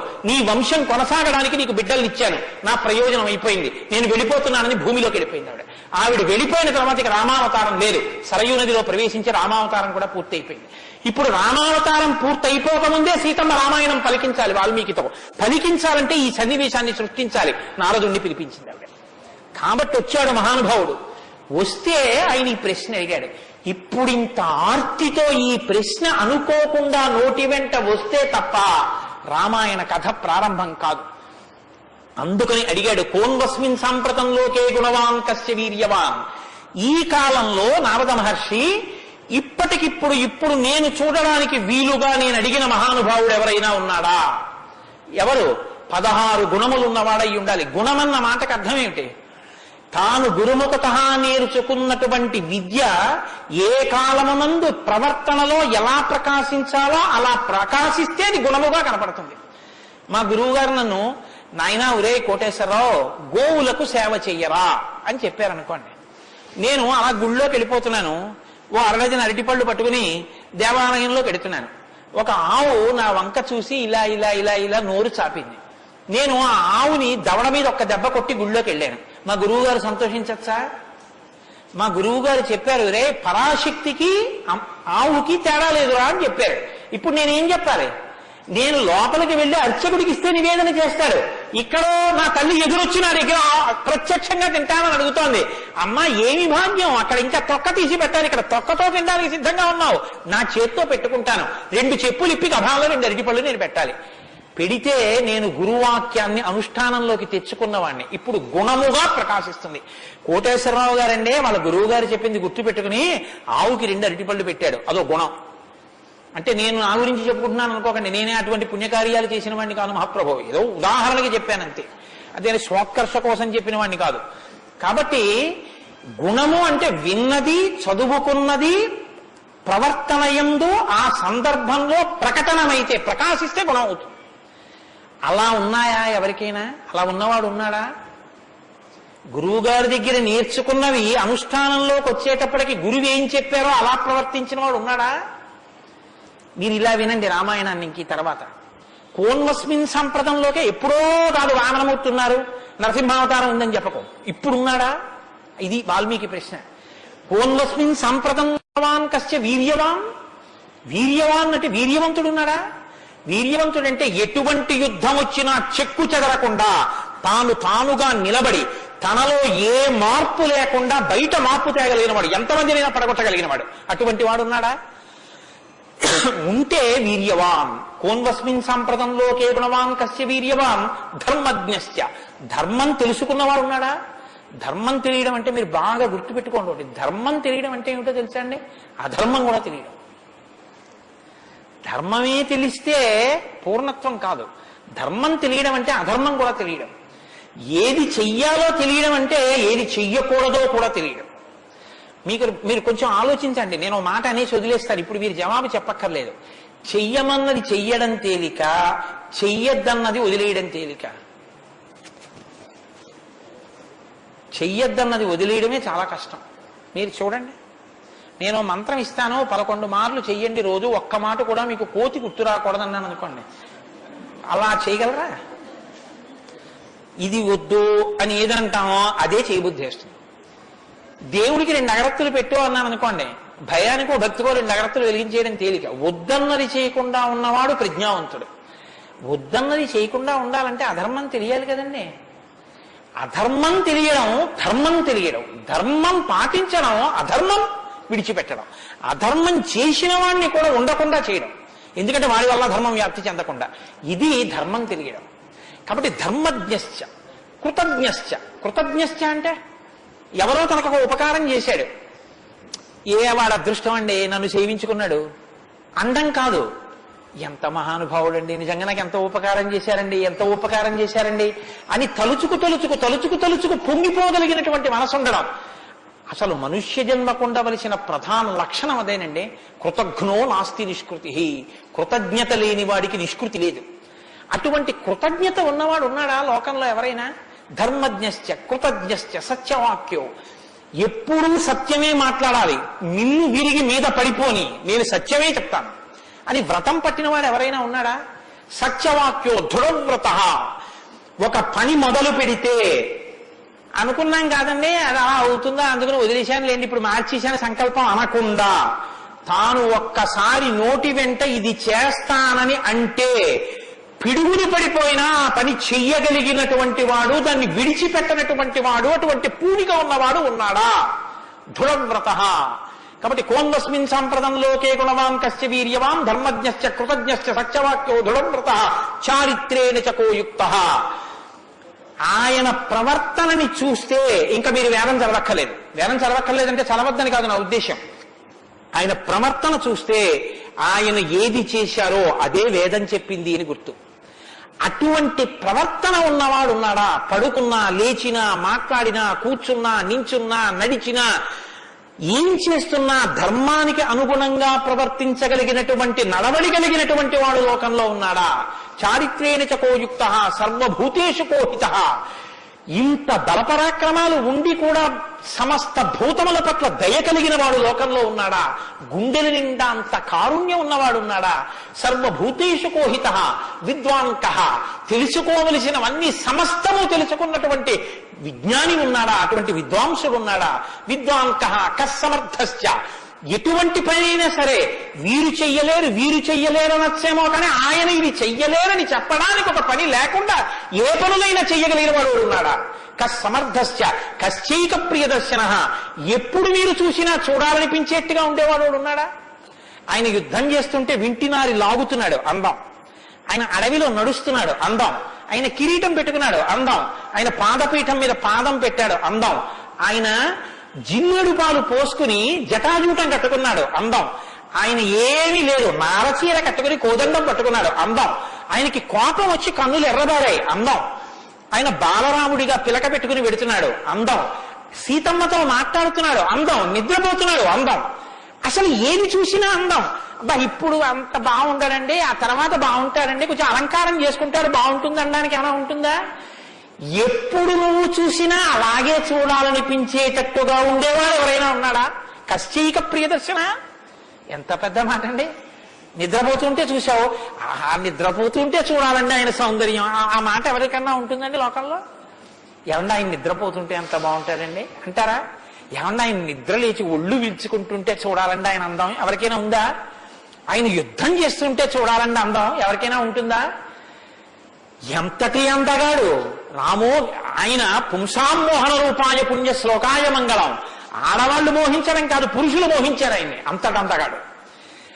కొన్ని కోట్ల మంది కంఠాలు కోసేశాడంతే రామావతారంలో. నెత్తుటిని ఏర్లు పాడించాడు. అయినా అందం.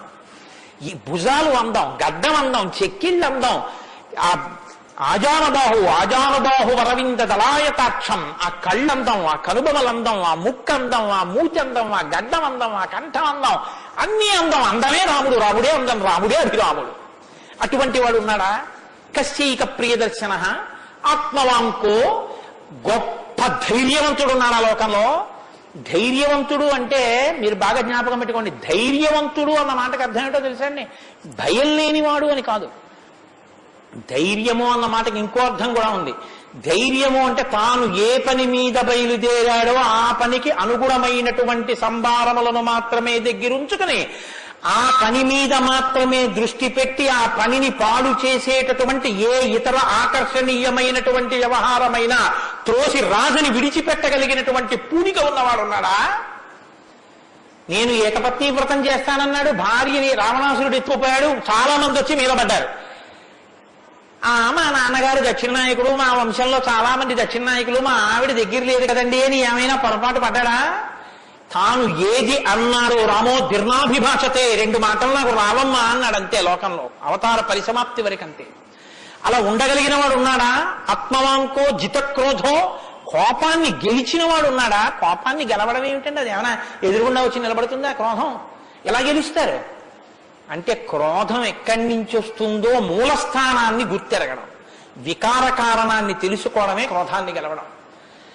అంటే మీరు చూడండి, నాకండి ఎంత కోపం వచ్చేసిందో అంటాడు. ఎంత కోపం వచ్చేసిందో ఎక్కడి నుంచి వచ్చింది? ఇక్కడి నుంచే రావాలి కోపం. ఇక్కడి నుంచి రావడానికి అనువైన అవకాశం, వాతావరణం నువ్వు ఇస్తే రావడానికి సిద్ధంగా ఉంటుంది. మంట పుట్టడానికి సిద్ధంగా ఉన్నట్టు ఉంటుంది అది. నువ్వు అది పుడితే ఎంత వికారంగా ఉంటావో, నీ ముఖం ఎలా ఉంటుందో, ఎంత జేవురించుకుని ఉంటుందో, ఎలా అరుస్తావో, నీ చేతులు ఎలా ఉంటాయో ఓసారి ఆ టైంలో వీడియో తీసి చూసుకో ఎలా ఉంటుందో. అసహ్యం వేస్తుంది మన మీద. మనకి అదేంటంటే అలా ఉన్నాననిపిస్తుంది.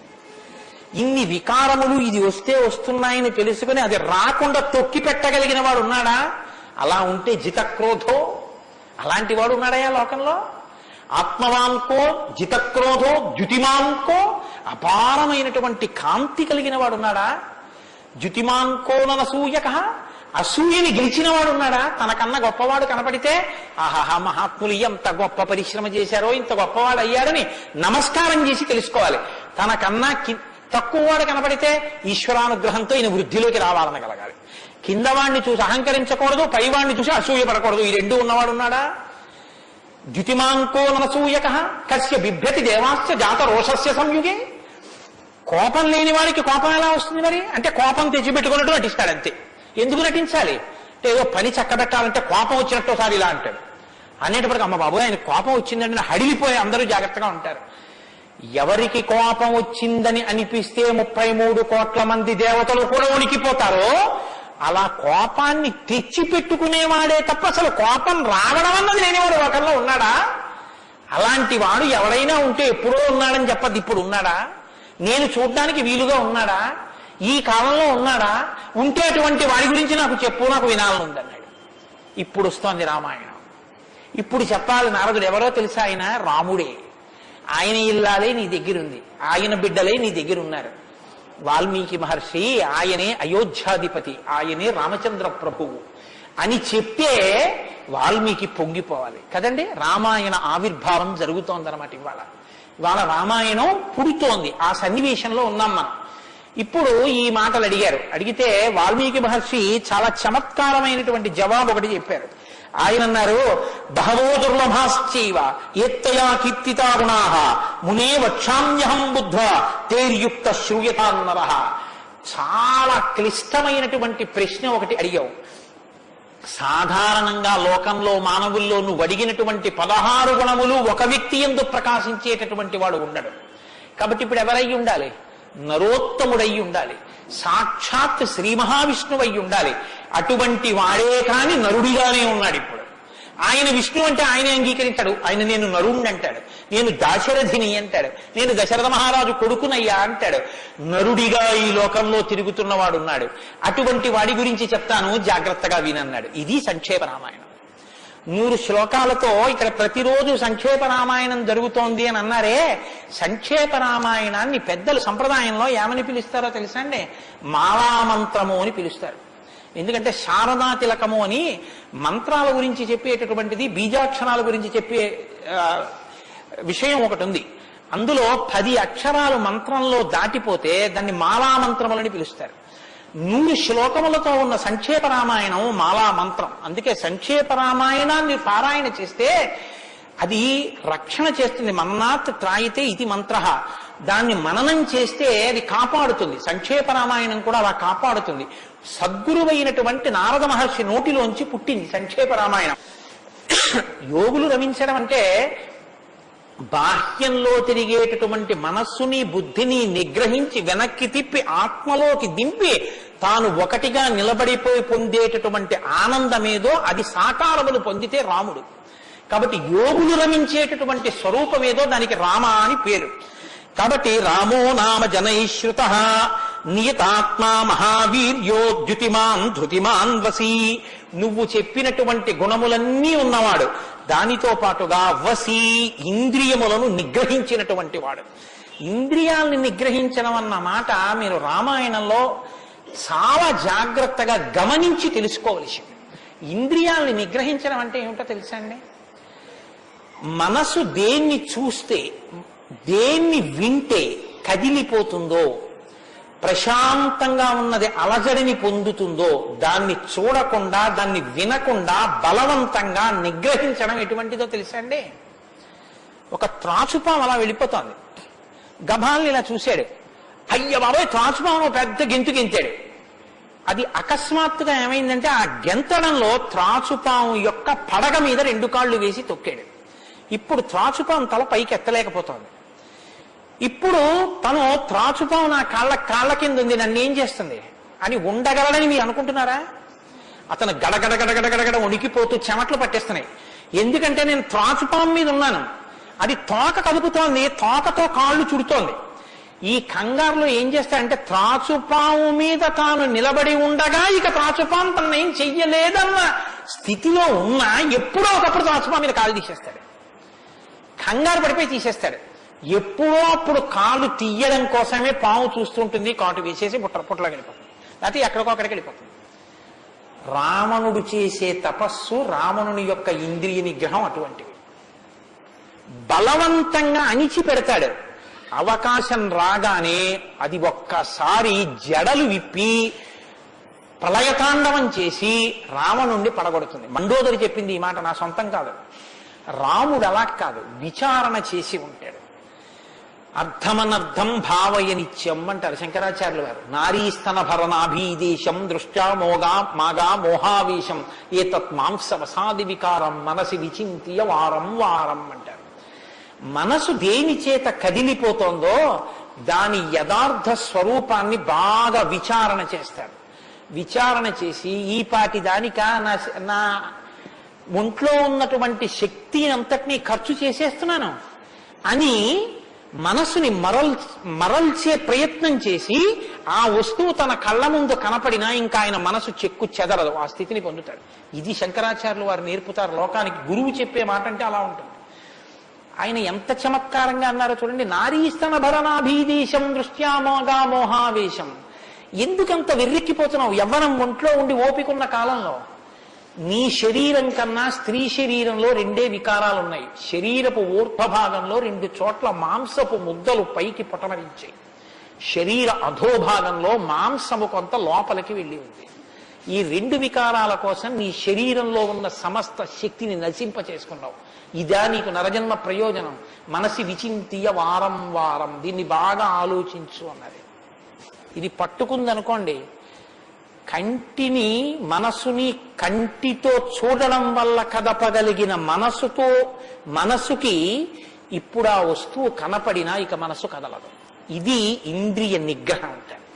ఇంద్రియాలని జయించడం అంటే అది. ఇది రాముడు. అందుకే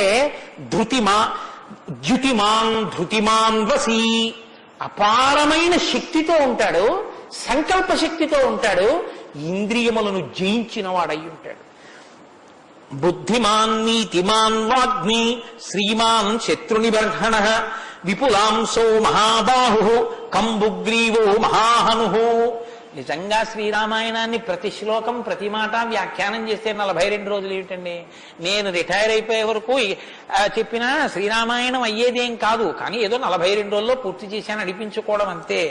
కాబట్టి బుద్ధిమాన్ నీతిమాన్ వాగ్మి, అన్ని విద్యలు తెలుసున్నవాడు, శ్రీమాన్ ఐశ్వర్యం ఉన్నవాడు, శత్రు నిబర్హణ శత్రువులను నిగ్రహించగలిగిన వాడు, విపులాంశో ఎత్తైన మూపున్నవాడు, మహాబాహు బలిశిర బాహువులున్నవాడు, కంబుగ్రీవో శంఖం వంటి కంఠం ఉన్నవాడు, మహాహను చెక్కిళ్ల పైభాగం చాలా ఉన్నతంగా ఉన్నటువంటి వాడు. అటువంటి మహానుభావుడు ఈ లోకంలోనే ఉన్నాడు. ప్రజాపతి సమశ్రీమాం ధాతారి పురిషూదన రక్షితా జీవలోకస్య ధర్మస్య పరిరక్షిత రక్షితా స్వస్య ధర్మస్య స్వజనస్య చ రక్షిత వేదంగతత్వజ్ఞో ధనుర్వేదే చ నిష్ఠిత. ఎంత గొప్పగా మాట్లాడారండి నారద మహర్షి. నిజంగా ప్రజాపతి సమశ్రీమాన్, ఈ ప్రపంచాన్నంతటినీ పోషించగలిగినటువంటి వాడు, సాక్షాత్ శ్రీ మహావిష్ణువు. ధాతారి పునిషూదన శత్రువులను నిగ్రహించగలిగిన వాడు, రక్షిత జీవలోకస్య ఈ లోకాలన్నింటినీ రక్షించగలిగిన వాడు, ధర్మస్య పరిరక్షిత ధర్మాన్ని రక్షించేటటువంటి వాడు. ధర్మాన్ని రక్షిస్తాడు కాబట్టి అధర్మాన్ని నిగ్రహిస్తాడు కూడా. ధర్మస్య పరిరక్షిత రక్షిత స్వస్య ధర్మస్య, తన ధర్మాన్ని తాను రక్షించుకుంటాడు. రక్షిత స్వస్య ధర్మస్య స్వజనస్య చ రక్షిత, అందరినీ రక్షిస్తే మరి స్వజనులు ఎవరు అంటే ఆయననే నమ్ముకుని ఉన్న వాళ్ళెవరో ఆ వారి రక్షణ యందు మరింత అప్రమత్తంగా ఉండేటటువంటి స్వరూపం ఉన్నటువంటి వాడు. అటువంటి వాడు సచ సర్వగుణోపేత కౌసల్యానందవర్ధన సముద్రైవ గాంభీర్యే ధైర్యేణ హిమవానివా. ఇందులోంచేనండి వాల్మీకి మహర్షి చెప్పిన శ్లోకాల్లోంచే తర్వాత ఉపమానాలన్నీ వచ్చాయి. ఇప్పటికీ మనం చూడండి, ఆయన మేరునగ ధీరుడండి అంటాం. ఆయన్ని పోల్చి చెప్పేటప్పుడు హిమవత్ పర్వతము వంటి వాడు, సముద్రము వంటి గాంభీర్యం ఉన్నవాడు అని చెప్పారు నారద మహర్షి. సముద్రం చూడండి ఎంత గంభీరంగా ఉంటుందో. సముద్రం కడుపులో ముత్యాలు, రత్నాలు, వజ్రాలు ఇన్ని ఉంటాయి. ఇన్ని ఉన్నా కప్పి ఉంచుతుంది. సముద్రంలో బడబాగ్ని ఉంటుంది, కానీ తాను మాత్రం చల్లగా ఉంటుంది. సముద్రం ఒడ్డుకొస్తుంది, వచ్చి మీ కాళ్ళు తాను కడుగుతుంది. చేతకానిది ఎదురొచ్చి మీ కాళ్ళు కడిగిందని మీరు ధూర్తతనంతో లోపలికెడితే మిమ్మల్ని తనలో కలుపుకుంటుంది. ఎదురొచ్చి మీ దగ్గరికి వస్తోంది కదా అని మీ కాలి చెప్పు తీసి అందులో వేస్తే తీసుకొచ్చి అవతల బారేస్తుంది ఒడ్డున. ఇది సముద్రం యొక్క గాంభీర్యం. తాను ఉప్పు కయ్యగా ఉంటుంది, పర్వదిన స్నానానికి పనికొస్తుంది. ఇన్నిటిని కప్పిపుచ్చి నిలబడగలిగినటువంటి స్వరూపం సముద్రం.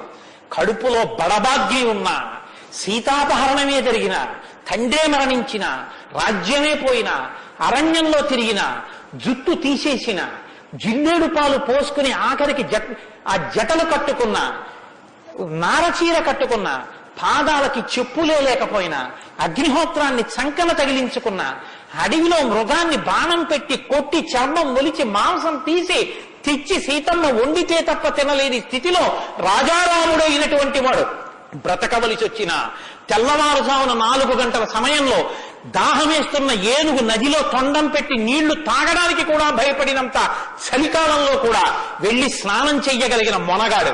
ఇన్ని కష్టాలు కడుపులో పెట్టుకుని కూడా పైకి చెక్కు చెదరకుండా ఉండగలిగినటువంటి గంభీరమూర్తి ఆయనయా రాముడంటే అన్నాడు నారదుడు. కాబట్టి సముద్రైవ గాంభీర్యే ధైర్యేణ హిమవానివా, ధైర్యంలో హిమవత్ పర్వతం వంటివాడు. పర్వతాన్ని చూడండి, వర్షధారల చేత కొట్టబడుతుంది, పిడుగులు పడిపోతాయి. ఆ పర్వతం మీదే చెట్లు పెరుగుతాయి, ఆ పర్వతం మీదే సింహాలు తిరుగుతాయి, పులులు తిరుగుతాయి. ఆ సముద్రానికి కన్నాలు పెట్టి పావులు పడుకుంటాయి. చిట్టెలుకలు కన్నాలు చేసి ఆ పర్వత పాదాల మీద తిరుగుతూ ఉంటాయి. ఎలుక కన్నం పెట్టి తనలో దూరిందని బెంగ పెట్టుకోదు, ఒక ధూర్తుడు కాళ్లతో పైకెక్కాడని బెంగ పెట్టుకోదు, వర్షధారలు కొట్టాయని కదలదు, పిడుగులు పడ్డాయని చెక్కు చెదరదు, పులులు సింహాలు తిరుగుతున్నాయని బెంగ పెట్టుకోదు, మహాత్ములు తన మీద నడుస్తున్నారని పొంగిపోదు, తన మీద ఈశ్వరుడి దేవాలయం కట్టారని పరవశించిపోదు, తాను అలాగే నిలబడి ఉంటుంది. చెక్కు చెదరక నిలబడగలిగినటువంటి పర్వతం ఎటువంటిదో రాముడు అటువంటి వాడు. ఇది నారదుడు ఒక నరుడిగా ఆయనకున్న లక్షణాలు చెప్తున్నాడు. ఇవి నీవు సంతరించుకో, కొన్నైనా ప్రతిదానికి విచలితుడమైపోవడం కాదు, ప్రతి చిన్నదానికి కదిలిపోవడం కాదు, ధైర్యంగా నిలబడగలగాలి. నాకు కాకపోతే ఎవరికి వస్తాయి కష్ట సుఖాలు అనేటటువంటివి చేసుకున్న కర్మను అనుసరించి అని నిలబడగలిగినటువంటి స్థితి రామాయణం ఇస్తుంది. విష్ణునా సదృశో వీర్యే సోమవత్ ప్రియదర్శన కాలగ్ని సదృశ క్రోధే క్షమయా పృథివీ సమః. ఏమి శ్లోకాలు వాడారండి సంక్షేప రామాయణంలో మహానుభావుడు. విష్ణునా సదృశో వీర్యే, ఆయనతో పోల్చడానికి విష్ణు ఒక్కడే ఉన్నారు. ఎందుకంటే ఇంకా ఆయనతో పోల్చడానికి అటువంటి వాడు ఇంకొకడెవరు ఉంటారు? విష్ణువుని విష్ణువుతోనే పోల్చాలి. కాబట్టి విష్ణువుతో సమానమైన వాడు. సోమవత్ ప్రియదర్శన, బాణం పట్టుకుని ఎదురుగుండా ఉన్న వాళ్ళ లక్షల మంది కంఠాలు తెగకోసినా సరే భక్తులైన వారికి మాత్రం ఆ స్వరూపాన్ని దర్శనం చేస్తుంటే ఎంత సంతోషంగా ఉంటుందో. కాబట్టి సోమవత్ ప్రియదర్శన. లోకంలో మూడిటిని ఎంత చూసినా చూడబుద్ధే వేస్తుంది, ఎంత చూడండి చూడబుద్ధి వేస్తుంది. అందుకే పార్వతీదేవి వినాయకుడికి ఏనుగు ముఖం పెట్టించింది. పసిపిల్లలకి కూడా సంతోషం కల్పించేవి మూడు ఏమిటో తెలుసా అండి? గజముఖం, చంద్రబింబం, సముద్రం. మీరు సముద్రపు తొట్టుకి వెళ్ళి ఎంతసేపు కూర్చోండి, ఎంతసేపు చూస్తున్నా సముద్రాన్ని అలా చూడాలనే అనిపిస్తుంది. చీకటి పడిపోయిన తర్వాత సముద్ర ఘోష అదో సంతోషం, వస్తున్న కెరటాలు అదో సంతోషం, చీకటి పడ్డాక దీపాలతో దూరంగా వెళ్ళిపోతున్న ఓడ అదో సంతోషం, సూర్యోదయానికి సముద్రం ఆకాశం కలిసినట్టుగా ఉన్న చోట ఉదయిస్తున్న సూర్యబింబం అదో సంతోషం, ఆ పడుతున్న ఎర్రకాంతి అదో సంతోషం, సూర్యాస్తమయానికి సముద్రంలో కృంగిపోతున్నట్టుగా ఉన్న సూర్యుడు అదో సంతోషం. తిక్కన గారు విరాట పర్వంలో అంటారు, రాత్రి అయ్యేటప్పటికి ఆకాశం ఎలా ఉందంటేట మంచి సంపన్నుడైన గృహస్థు ఇంట్లో అలంకారం చేసినటువంటి పడకలా ఉందిట, దాని మీద పువ్వులు అవన్నీ వేస్తే ఎలా ఉందో అలా ఉందిట. సూర్యోదయానికి ఉన్నటువంటి ఆకాశం ఎలా ఉందంటేట తెల్లవారిన తర్వాత 10 మంది చూస్తే దృష్టి దోషం కలుగుతుందని ఆ ఇంటి ఇల్లాలు దుప్పటి మీద ఉన్న పువ్వులు అవే అన్ని పోయేటట్టు ఒక్కసారి 2 చేతులతో ఇలా దులిపేస్తే అన్ని పోయిన తర్వాత దుప్పటి ఎలా ఉందో ఆకాశం అలా ఉంది తెల్లారాకంటారు. అలా ఆ సముద్రాన్ని చూస్తుంటే ఎంత అందంగా ఉంటుందో. పసిపిల్లల దగ్గర నుంచి కవుల వరకు జ్ఞానుల వరకు సముద్రం ఆనందమే. పసిపిల్లాడికి ఏం తెలిసనే ఆనందం, వృద్ధుడికి ఏం తెలిసనే ఆనందం. అందరూ సముద్రపు ఇంటికి వెళ్ళి ఆనందం పొందుతారు. ఆఖరికి తుఫాను సమయంలో సముద్రం చూడడం అదో సంతోషం కొంతమందికి. కాబట్టి సముద్రం 2, చంద్రబింబం. చంద్రబింబాన్ని ఎంతసేపు చూడండి సంతోషం. రామాయణంలో వాల్మీకి మహర్షి వర్ణిస్తారు సుందరకాండలో చంద్రబింబాన్ని, ఏమి వర్ణనలో ఆ సర్గలు. కాబట్టి చంద్రబింబం. 3 ఏనుగు చూడండి, వెంకటాచల క్షేత్రానికో తిరుత్తనియో వెడితే ఆ ఏనుగు ముందు నించుంటే పిల్లల్ని ఎంతసేపు నించోబెట్టండి సంతోషమే. ఆ తొండం ఇలా ఇలా ఆడిస్తూ ఆ ఏనుగు అలా నిలబడి అరటిపండు ఎత్తి నోట్లో పెట్టుకుని ఆ దుమ్ము తీసి మీద పోసుకుని స్నానం చేసి తెల్లటి దంతాలు, దాని స్వరూపం, దాని చిన్ని కళ్ళు, దాని వెంట్రుకలు, దాని తోక, పెద్ద పెద్ద కాళ్ళు, ఇంతంత గోళ్ళు, గుండ్రంగా పాదాలు. ఆ ఏనుగుని ఎంతసేపు చూసినా ఇంకేం చూస్తానులేండి అనిపించదు, అలా చూడబుద్ధి వేస్తుంది. అలా చూడబుద్ధి వేస్తుంది కాబట్టి ధ్యానం చేసేటప్పుడు ముందు గణపతి యొక్క ముఖాన్ని తదేకంగా చూస్తే ఆ ధ్యాన నిష్ట చేత విఘ్నములు తొలగిపోతాయి. కాబట్టి పరమేశ్వరుడు అందరూ తొందరగా దృష్టి పెట్టి చూడడానికి వైముఖ్యం కలగనటువంటి ముఖాన్ని నా కొడుక్కి పెడితే అందరికీ ఉపకారం జరుగుతుందని ఏనుగు తలకాయ తీసుకొచ్చి వినాయకుడికి పెట్టాడు. అది కారణం. వినాయకుడికి ఏనుగు తలకాయ ఉండడానికి కారణాల్లో అదొకటి. కాబట్టి విష్ణు నాసదృశో వీర్యే సోమవత్ ప్రియదర్శన కాలాగ్ని సదృశ క్రోధే. క్రోధం, కోపం వచ్చిందా కాలాగ్ని ఎటువంటిదో అటువంటి వాడు. క్షమయా పృథివీ సమః. ఈ భూమికి ఎంత ఓర్పో రాముడికి అంత ఓర్పు. నిద్రలేస్తూనే భూమిని తంతాం, భరిస్తుంది. మలమూత్రాలు భూమి మీద విసర్జిస్తాం, భరిస్తుంది. ఉమ్మి భూమి మీద వేస్తాం, ఊరుకుంటుంది. పోనీ ఏదో పొరపాటున వచ్చింది వేరు, కావాలని ఒక రకమైన తాంబూలం వేసుకుని ఉమ్మడమే ప్రయోజనంగా నెత్తురు కక్కుకునేవాడు కక్కుకున్నట్టు భూమి మీద ఎర్రటి మరకలు పడేటట్టు అదే పనిగా ఉమ్మి వేసేటటువంటి వాడిని కూడా భరించినటువంటి భూమాత యొక్క ఓర్పుని ఎంత స్తోత్రం చేయాలి నిజంగా. కాబట్టి అన్నం కావాలి, నాగలి పెట్టి అమ్మ గుండెల మీద చీరుతాం. ఇల్లు కట్టుకోవాలి, శంకుస్థాపన పేరుతో గుణపాలు పెట్టి అమ్మ గుండెల మీద గుచ్చుతాం. ఆఖరికి ఇంత సంపాదించి ఇంత కీర్తి తెచ్చి మా నాన్నగారు, మా బాబాయ్ గారు, మా మేనమామ, మా ఆయన ఇన్ని బంధుత్వాలు పెట్టుకున్న వాళ్ళు ఆ ఊపిరి ఆగిపోగానే తీసుకెళ్లి బయట చిరిగిపోయిన బొంతో చాపో వేసి పడుకోబెట్టి కొత్త చాప తెచ్చి 4 కర్రలకేసి తాడేసి కట్టి తీసుకెళ్లిపోతుంటే ఆఖరణ పుచ్చుకునేది ఈ తల్లి ఒక్కతే. ఎవరు ఇంట్లో ఒక్క రాత్రి కూడా ఉంచుకోరు. యావత్ పవనో నివసతి దేహే తావత్ పృచ్చతి కుశలంగేహే గతవతి వాయో దేహాపాయే భార్యా బిభ్యతి తస్మిన్ కాయే అంటారు శంకర భగవత్పాదులు. అటువంటి ఈ తల్లిది ఎంత ఓర్పో, ఎన్ని అపచారములు చేసినా కూడా కడుపులో పెట్టుకునేటటువంటి అమ్మ స్వరూపమైనటువంటి భూమికి ఎంత ఓర్పు ఉందో అంత ఓర్పు కలిగిన వాడయ్యా రామచంద్రమూర్తి. కాబట్టి ధనదేన సమస్యాగే సత్యే ధర్మ ఇవాపరః. కుబేరుడు ఎంతటి ధనవంతుడో అంతటి మహానుభావుడు, అటువంటి త్యాగం ఉన్నవాడు. సత్యే ధర్మ ఇవాపరః. సత్యము ధర్మము ఒకదాన్నొకటి ఎలా కాపాడుకుని రక్షించుకుంటాయో అలా రక్షించి కాపాడగలిగినటువంటి వాడు. తమేవం గుణ సంపన్నం రామం సత్యపరాక్రమం. ఇన్ని గుణములు కలిగినటువంటి రామచంద్రమూర్తి సాక్షాత్తుగా సత్యపరాక్రముడైనటువంటి వ్యక్తి. ఆయన పరాక్రమం సత్యమే పరాక్రమముగా కలిగినటువంటి వాడు. అటువంటి వాడు రామచంద్రమూర్తిని ఆ రాముని యొక్క కథని సంక్షేపంగా చెప్పారు. సంక్షేపంగా అంటే వివరంగా కాదు, బాగా గుర్తుపెట్టుకోండి. వివరంగా చెప్పలేదు, కేవలం ఏదో విహంగ వీక్షణం అంటారు చూసారా, ఒక్కసారి స్థాళీపులాక న్యాయంగా ఒకసారి అలా చెప్పేశారు. అది ఎంత తేలిగ్గా చెప్పేశారంటే సజగామ వనం వీర ప్రతిజ్ఞామనుపాలయన్ పితుర్వచన నిర్దేశాత్ కైకయ్యా ప్రియకారణాత్ అంటూ. కానీ సంక్షేప రామాయణ శ్లోకాలండి, అవి నిజంగా మంత్రాలే.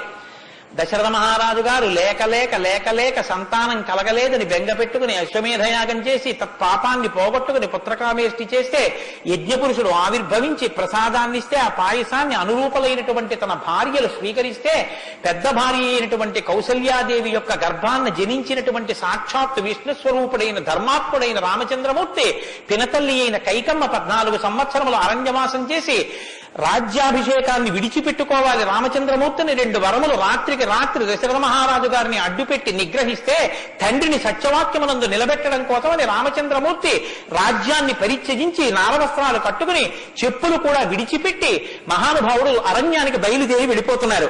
ఆ వెళ్ళిపోతున్నటువంటి సమయంలో రామస్య దయితా భార్య నిత్యం ప్రాణ సమాహిత జనకస్య కులే జాతా దేవమాయేవ నిర్మిత సర్వలక్షణ సంపన్నా నారీణాముత్తమామదో సీతాప్యనుగత రామం శిశినం రోహిణీ యథా. సాక్షాత్తుగా దేవమాయయే లోకంలో ఉన్న సౌందర్యమంతా రాశీభూతమై ఒక స్త్రీ రూపంలో వచ్చిందా అన్నంతగా కనపడేటటువంటి సీతమ్మ తల్లి, జనక మహారాజు గారి యొక్క పుత్రి, అయోనిజ అయినటువంటి తల్లి, స్త్రీలలో ఉత్తమమైనటువంటి రత్నంగా చెప్పబడినటువంటి తల్లి, సర్వలక్షణ సంపన్న అయినటువంటి సీతమ్మ చంద్రుణ్ణి రోహిణి ఎలా అనుసరిస్తుందో అలా కష్టసుఖాల్లో నీతో కలిసి ఉంటాను తప్ప నేను అంతఃపురంలో ఉండను అని చెప్పి రామచంద్రమూర్తితో కలిసి అరణ్యవాసానికి బయలుదేరింది. సోదరుడైనటువంటి లక్ష్మణుడు కూడా రామచంద్రమూర్తితో బయలుదేరాడు. ముగ్గురు అరణ్యవాసం చేస్తున్నటువంటి సమయంలో చిత్రకూట పర్వతం మీద ఉండగా తనకి రాజ్యం కావాలని భరతుడు కోరకపోయినా తల్లి వరం చేత రాజ్యాన్ని పొందడానికి అర్హుడైన భరతుడు మేనమావ గారి ఇంటి నుంచి తిరిగి వచ్చేసరికి దశరథ మహారాజు గారు ప్రాణాలు విడిచిపెడితే నాకు ఈ రాజ్యం వద్దని భరతుడు శత్రుఘ్నుడితో వశిష్ఠుడితో తల్లులతో కలిసి చిత్రకూట పర్వతం దగ్గరికి వెళ్లి, అన్నా రామా నాకొద్దు, ఈ రాజ్యం నువ్వే తీసేసుకోమని ఎంత నిగ్రహించినా ధర్మాత్ముడు సత్యవాక్య పరిపాలకుడైనటువంటి రామచంద్రమూర్తి నా తండ్రిని సత్యంలో నిలబెట్టడం కోసం నేను ఈ వనవాసానికి వచ్చాను తప్ప నాకు ఈ రాజ్యం అక్కర్లేదని స్వీకరించడం మానేసి తన పాదుకలను తీసుకెళ్లి భరతుడికి ఇస్తే భరతుడు పాదుకలను పట్టుకుని నందిగ్రామానికి వచ్చి సింహాసనం మీద పెట్టి రాజ్యం చేస్తుంటే మహానుభావుడు చిత్రకూట పర్వతం మీదే ఉన్నట్టయితే వచ్చినటువంటి తల్లులు సోదరులైనటువంటి భరత శత్రుఘ్నులు జ్ఞాపకానికి వస్తారని చిత్రకూటాన్ని విడిచిపెట్టి దండకారణ్యంలో ప్రవేశించి ఉన్నటువంటి సమయంలో అక్కడ ఉన్నటువంటి రాక్షసులలో ఒకటి అయినటువంటి శూర్పణఖ వచ్చి రామచంద్రమూర్తి యొక్క తమ్ముడైన లక్ష్మణుడు రాముడు లేదా సంక్షేప రామాయణం ప్రకారం రాముడంటే లక్ష్మణుడు చేసిన పని రాముడు చేసినట్టే. అందుకని రాముడి చేత ముకుచెవులు కోయబడితే ఆ శూర్పణఖ చేత ప్రేరేపింపబడిన కరదూషణాదులు త్రిశిరస్సు అనేటటువంటి 14,000 మంది రాక్షసులు రాముడి మీద దండెత్తి వస్తే తృణప్రాయంగా 14,000 మందిని నిగ్రహించినటువంటి రామచంద్రమూర్తి యొక్క పరాక్రమాన్ని శూర్పణఖ వల్ల తెలుసుకున్నటువంటి రావణాసురుడు అసూయతో సీతమ్మ తల్లి మీద మోహంతో సీతమ్మ తల్లిని అపహరించి తీసుకుని వెళ్ళిపోతే ఆగ్రహించినటువంటి రామచంద్రమూర్తి శబరిని దర్శనం చేసి తర్వాతి కాలంలో సుగ్రీవుడితో స్నేహం చేసి వారిని నిగ్రహించి దశ దిశలకి వానరుల్ని పంపిస్తే దక్షిణ దిక్కుకు వెళ్లినటువంటి హనుమ సీతమ్మ తల్లి యొక్క జాడ కనిపెట్టి 100 యోజనముల సముద్రాన్ని దాటి ఈవలి ఒడ్డుకు వచ్చి రామచంద్రమూర్తికి సీతమ్మ క్షేమవార్త చెప్తే రామచంద్రమూర్తి నీలుని యొక్క సహకారంతో సముద్రానికి సేతువు కట్టి సముద్రాన్ని దాటి ఆవలి ఒడ్డుకు వెళ్లి లంకారాజ్యంలో వానర సహకారంతో రావణ కుంభకర్ణాది వీరులను నిగ్రహించి తిరిగి మళ్లీ అయోధ్య పట్టణానికి వచ్చి పట్టాభిషిక్తుడై 11,000 సంవత్సరములు ఈ రాజ్యాన్ని పరిపాలన చేసి రామరాజ్యం ఇలా ఉంటుంది అని చెప్పి లోకానికి చాటి చెప్పిన వాడయ్యా రామచంద్రమూర్తి అంటే సంక్షేప రామాయణాన్ని కథారూపంగా శ్లోకరూపంగా నారద మహర్షి వాల్మీకి మహర్షిగా ఉపదేశం చేశారు. ఉపదేశం చేస్తే సంతోషించారు. ఆ రామరాజ్యం యొక్క గొప్పతనాన్ని 4 శ్లోకాలు వినకపోతే మనం దోషం చేసిన వాళ్ళం అవుతాం. ప్రహృష్టముదితో లోకస్తుష్ట పుష్ట సుధార్మిక నిరామయో హ్యరోగశ్చాదుర్భిక్ష భయవర్జిత న పుత్రమరణం కించిత్ ద్రక్షంతి పురుషః క్వచిత్ నార్యాశ్చా విధవా నిత్యం భవిష్యంతి పతివ్రతాః న చాగ్నిభయం కించిత్ ఆప్సుమజ్జంతి జంతవః న మాతజం భయం కించిత్ నాపిద్వర కృతం తథా న చాపి క్షుద్భయం తత్ర న తస్కర భయం తథా నగరాణి చ రాష్ట్రాణి ధనధాన్యయుతాని చ నిత్యం ప్రముదితాః సర్వే యథా కృతయుగే తథా అశ్వమేధశతైర్రిష్టా తథా బహుసువర్ణకైః. రామచంద్రమూర్తి రాజ్యం చేసేటటువంటి కాలంలో కొడుకులు మరణిస్తే పెద్దవాళ్లైనటువంటి వాళ్ళు పిల్లలకి ప్రేతకార్గించేయడం అన్నది లేదు. స్త్రీలు విధవలై భర్త మరణిస్తే జీవించవలసినటువంటి దౌర్భాగ్యం లేదు. అందరూ పసుపు కుంకాలతో భర్త చేతుల మీద వెళ్ళిపోయేవారు. ఎక్కడ అగ్నిభయం ఉండేది కాదు. జంతువులు నీళ్లలో మునిగి మరణించడం అనేటటువంటిది ఉండేది కాదు. వాత భయం కానీ, అనారోగ్యాలు కానీ, జ్వరాలు ఏర్పడడం కానీ, భయంకరమైన వ్యాధులు పటమరించడం కానీ, దొంగతనం కానీ, క్షుద్బాధ కానీ, ఆకలితో అలమటించడం కానీ, అశాంతి కానీ లోకంలో ఎక్కడా లేవు. అశ్వమేధాది యాగములను చేసి ఎంతో మంది బ్రాహ్మణులకి బంగారాన్ని దానం చేశాడు. గవాం కోట్యయుతం దత్వా బ్రహ్మలోకం ప్రయాస్యతి అసంఖ్యేయం ధనం దత్వా బ్రాహ్మణేభ్యో మహాయశాః. కొన్ని కోట్ల గోవులు దానం చేశాడు. కొన్ని కోట్ల బంగారు నాణెములు దానం చేశాడు. 10 వర్ష సహస్రాణి 10 వర్ష శతాని చ రామో రాజ్యముపాసిత్వా బ్రహ్మలోకం గమిష్యతి. రామో రాజ్యముపాసిత్వ, రాజ్యాన్ని ఉపాసన చేశాడు మహానుభావుడు. అంత గొప్ప పరిపాలన చేసి 11,000 సంవత్సరముల పరిపాలన తర్వాత బ్రహ్మలోకాన్ని చేరుకున్నాడు. ఇదం పవిత్రం పాపఘ్నం పుణ్యం వేదైశ్చ సంవితం. ఈ రామాయణ కథ ఉన్నదే, ఈ రామాయణ కథ పాపములన్నింటినీ పోగొడుతుంది. ఇది వేదములతో సమానమైనది. యప్పటే రామచరితం సర్వపాపై ప్రముచ్యతే. ఎవరు ఈ రామ కథని వింటున్నారో వాళ్ళకి సర్వ పాపములు తొలగిపోతాయి. సత్యం సత్యం పునఃసత్యం, ఇందులో అనుమానమేమీ లేదు. ఏతదాఖ్యానమాదిత్యం పఠన్ రామాయణం నరః. ఎవరు ఈ రామాయణాన్ని చదువుకుంటున్నారో వింటున్నారో వాళ్ళకి ఆయుష్యం నిలబడుతుంది, అపమృత్యు దోషం తొలగిపోతుంది. సపుత్ర పౌత్ర సగణ ప్రేత్య స్వర్గే మహీయతే. పుత్రుల్ని, కొడుకుల్ని, మనవల్ని చూసిన తర్వాత 3 తరాలు చూసిన తర్వాత సంతోషంతో సుఖశాంతులతో ఇహమనందు జీవించి ఆఖరణ తేలికగా శరీరం నుంచి ప్రాణం విడిపోయి జీవుడు సంతోషంగా భగవన్నామని చెప్తూ స్వర్గలోకాన్ని చేరుకుంటాడు. ఇంతటి గొప్ప అనుభూతిని, ఐశ్వర్యాన్ని అనుగ్రహించగలిగినటువంటి శక్తి కలిగినటువంటిది రామాయణం. కాబట్టి ఎల్లరూ ఈ రామాయణాన్ని చదువుకోవాలి, వినాలి, ధరించాలి అని నారద మహర్షి వాల్మీకి మహర్షికి చెప్తే తదేక ధ్యానంతో ఆ మాలామంత్రంగా వినపడిన సంక్షేప రామాయణాన్ని విని పొంగిపోయిన హృదయంతో తన్మయత్వంతో ఉన్నటువంటి వాల్మీకి మహర్షి యొక్క స్థితి దగ్గర ఇవాల్టి ఉపన్యాసాన్ని పూర్తి చేస్తున్నారు. రేపటి రోజున అసలు ఎలా ఆవిర్భవించిందో, తన్మయత్వంలో ఉన్న వాల్మీకి మహర్షి ఎలా బయలుదేరారో, రామాయణం ఎలా వచ్చిందో, ఏం జరిగిందో ఆ విషయాన్ని మీకు మనవి చేసి రామాయణ కథా ప్రారంభం చేసే అనుగ్రహాన్ని రామచంద్ర ప్రభు నాకు కృప చేయుగాక. రేపు ఖచ్చితంగా 6 గంటల 30 నిమిషాలకి కథా ప్రారంభం అయిపోతుంది. లేకపోతే 7 రోజుల్లో బాలకాండ పూర్తి కాదు. కాబట్టి మంగళాశాసనపరై మదాచార్య పురోగమై సర్వైశ్చ పూర్వైరాచార్యై సత్కృతాయాస్తు మంగళం. మంగళం కోసలేంద్రాయ మహనీయ గుణాత్మనే చక్రవర్తి తనూజాయ సర్వభౌమాయ మంగళం ఉమాకాంతాయ కాంతాయ కామితార్థప్రదాయినే శ్రీగిరీశాయ దేవాయ మలినాథాయ మంగళం కరచరణ కృతం వా కర్మవాక్కాయజం వా శ్రవణనైనజం వా మానసం వా పరాధం విహితం వా సర్వమేత్తక్షమస్వా శివ శివ కరుణాబ్ధే శ్రీ మహాదేవ శంభో సర్వం శ్రీ ఉమామహేశ్వర పరబ్రహ్మార్పణమస్తు. స్వస్తి. శ్రీరామాయణం వినడం ఒక మహద్భాగ్యం. నన్ను నమ్మండి, నేను చెప్తున్నానని నేను చెప్పట్లేదు. జీవితంలో రామాయణం వినడం అనేటటువంటిది కొన్ని కోట్ల కోట్ల కోట్ల జన్మల తర్వాత లభించేటటువంటి అదృష్టం. అందున సంపూర్ణ రామాయణం బాలకాండ నుంచి పట్టాభిషేకం వరకు ఏకబిగిన మండల కాలం రామాయణం వినడం అనేటటువంటిది సంభవం అయ్యేటటువంటి విషయం కాదు. అది కేవలం పూర్వపుణ్యం రామానుగ్రహం ఉంటేనే సాధ్యమయ్యేటటువంటి విషయం. అటువంటి రామ కథ విన్న తరువాత మనం కేవలం లేచి వెళ్ళిపోవడం వల్ల ప్రయోజనం కన్నా రామనామాన్ని చెప్పి వెడితే చాలా బాగుంటుంది. రామనామం కేవలం రామ అనడం కన్నా పెద్దలు మనకు ఒక మార్గాన్ని ఇచ్చారు. రామ రామ రామ అని 3 మాటలంటే ఆ రోజున వాళ్ళు విష్ణు సహస్రం చెప్పిన ఫలితం. అది ఇంట్లో అంటేనే అంత ఫలితం ఇస్తే ఒక దేవాలయ ప్రాంగణంలో, అది జగద్గురు పీఠ ప్రాంగణంలో ఎంత శక్తివంతం ఆలోచించండి. అందుకే రామ రామ రామ 1000 ఎలా అవుతుందని మీకు అనుమానం ఉండొచ్చు. అక్షరాల్ని అంకెల్లోకి మార్చే సంప్రదాయం ఉంది. 2 మా 5 రామ రామ రామ అంటే 2 5 2 × 5 × 2 × 5 × 2 × 5 2 5 10 10 2 20 20 100 100 200 205 1000 సహస్రనామ తత్తుల్యం రామనామ వరాననే. కాబట్టి శ్రీరామ రామ రామ అంటే విష్ణు సహస్రం చెప్పి వెళ్ళిపోయినట్టు. కాబట్టి నేను మకుటం అంటూ ఉంటాను.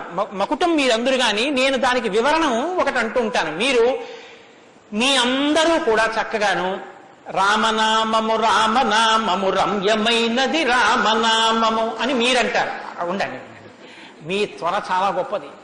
అలా అంటే రామనామము రామనామము రమ్యమైనది రామనామము అలా అన్నప్పుడు 3 మాటలు రామ రామ రామ అంటారు. మీరు ఎన్ని మాటలు అన్నారో అన్ని మాటలు విష్ణు సహస్రం చెప్పింది. పైగా మీరు ఒకటి గుర్తు పెట్టుకోండి, నేను పూర్తి విశ్వాసంతో చెప్తున్నాను. వ్యక్తిగత అనుభవాలు వేదికల మీద చెప్పడం నాకు ఇష్టం ఉండదు. శ్రీరామాయణం జరగడానికి అందరికన్నా ముందే స్వామి హనుమ వస్తారు. అందుకే రామాయణం చెప్పేటప్పుడు హనుమ కోసం ఒక ఆసనం వేస్తారు. ప్రచ్ఛన్న రూపంలో వచ్చి కూర్చుంటారు. అదిగో ఆ ఆసనం అదే. రామచంద్రమూర్తి పాదాల దగ్గర ఖాళీగా ఉంచిన ఆసనం ఎవరికంటే హనుమ కొరకు. దాని మీద వారు కూర్చుంటారు. అందుకే పుష్పాలంకారంతో శోభింపచేస్తారు. ఆయనకి ఆ పూలహారం వేశాను. రామనామం చెప్తుంటే ఆయన ఇలా చూస్తూ ఎవరా రామనామం చెప్తున్నారో పొంగిపోతారట. రాముడు హనుమ ప్రీతి పొందేస్తారు. ఎంత అసలు సీతమ్మ పరవశించిపోతుంది. నేను మీకు ఇప్పుడే చెప్పాను, వాక్కు ఉన్నది ఒక్క మనుష్య జన్మకి. అది మన భాగ్య విశేషం చెప్పగలగడం. రోజు అలా అని మీతో నేనేం గంట సేపు చెప్పించను. ఒక్క 11 పర్యాయాలు అందులో నాకు ఏది అనిపించాలనిపిస్తే అవి అనిపిస్తూ ఉంటాను. నేను వివరణతో కూడిన మాట అంటాను, మీరు రామనామము రామనామము రమ్యమైనది రామనామము. నేను గొప్పకి చెప్పట్లేదు, మీతో మాట మనవి చేస్తా. నేను అయ్యప్ప స్వామి దేవాలయంలో సంపూర్ణ రామాయణ ప్రవచనం చేసిన రోజుల్లో ఇది అనిపించేవాళ్ళం. రామాయణం అయిపోయిన తర్వాత రామాయణం సీడీలు ప్రపంచవ్యాప్తంగా అన్ని దేశాలకి వెళ్ళాయి. అయితే అమెరికా నుంచి నాకు ఫోన్లు వచ్చాయి, గురుగారు ఒక్కసారి వినండి అని. వాళ్ళు ప్రతిరోజు రామాయణం వినేటప్పుడు ఖాళీ కుర్చీ వేసి టేప్ రికార్డర్ పెట్టి 6:25 అవుతుంటే కోటేశ్వరరావు ఉపన్యాసానికి వస్తున్నారని భావన చేసుకుని వాళ్ళు టేప్ రికార్డర్ ఆన్ చేసి ఉపన్యాసం వినేసి నేను చెప్తుంటే వాళ్ళు రామనామం చెప్తూ అమెరికాలో వాళ్ళందరూ కలిసి పట్టాభిషేకానికి ఊరేగింపుగా ఉపన్యాసంలో ఎలా చెప్పానో అలా వెళ్ళి పట్టాభిషేకం చేస్తూ వాళ్ళు ఫోన్లో నాకు వినిపించారు. ఎందుకని అంటే నేను సముద్రం దాటి రాను అన్నాను. అందుకని నేను వెళ్ళలేదు పాపం చూడ్డానికి. కానీ ప్రపంచంలో ఎన్ని దేశాలలోనో అలా చెప్పుకుని ఎన్ని కోట్ల రామనామం జరిగిందో, ఎన్ని చోట్ల పట్టాభిషేకాలు జరిగాయో. మళ్ళీ ఆనాడు సంపూర్ణ రామాయణం చెప్పించాడు రామచంద్ర ప్రభు. ఈనాడు మళ్ళీ గుంటూరు శారదాపీఠంలో చెప్పగలుగుతున్నాం. కాబట్టి మీ అందరూ కూడా చక్కగా భక్తి శ్రద్ధలతో చెప్పండి. ఒక సంప్రదాయానికి దీన్ని ఆవిష్కరిస్తున్నాం. ఇవాళ మీ అందరికీ కూడా దీన్ని బహుమానం చేస్తారు. మీ అందరూ కూడా చక్కగా ప్రతిరోజు దీన్ని తీసుకొచ్చి రోజు ఇందులోంచి నామాలు చదువుకోవచ్చు, మీ ఇంటి దగ్గర కూడా చదువుకోవచ్చు. ఇవాళ మాత్రం నేను చెప్పింది మకుటం చెప్పండి. ఏమండి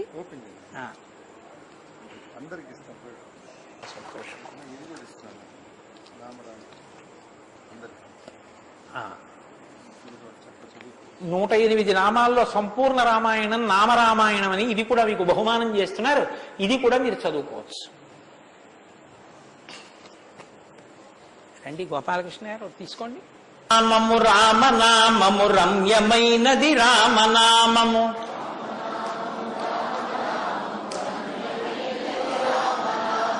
దారి నుండి గనదచు వారికి తోడు నీడే రామనామము. రామనామము రామనామము రమ్యమైనది రామనామము, నారదాది మహామునీంద్రులు నమ్మినది శ్రీరామనామము.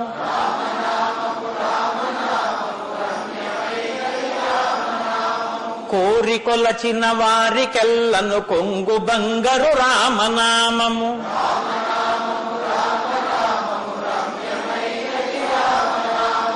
అండపిండ బ్రహ్మాండములకు ఆధారమైనది రామనామము.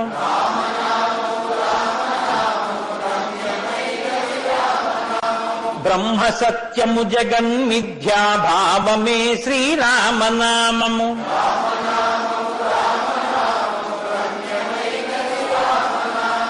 ఆంజనేయుని వంటి భక్తుల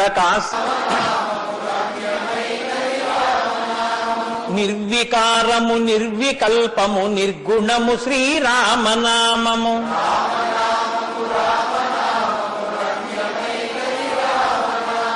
జీవితంబున నిత్య జపముగ చేయవలె శ్రీరామనామము.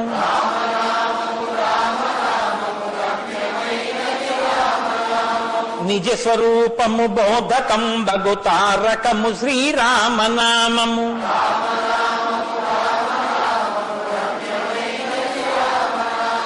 వేదవాక్య ప్రమాణములచే అలరుచున్నది శ్రీరామనామము.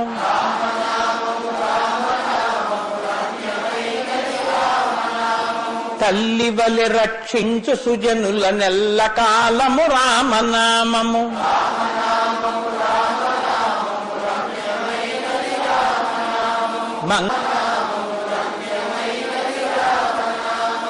స్వస్తి. రేపు 6:30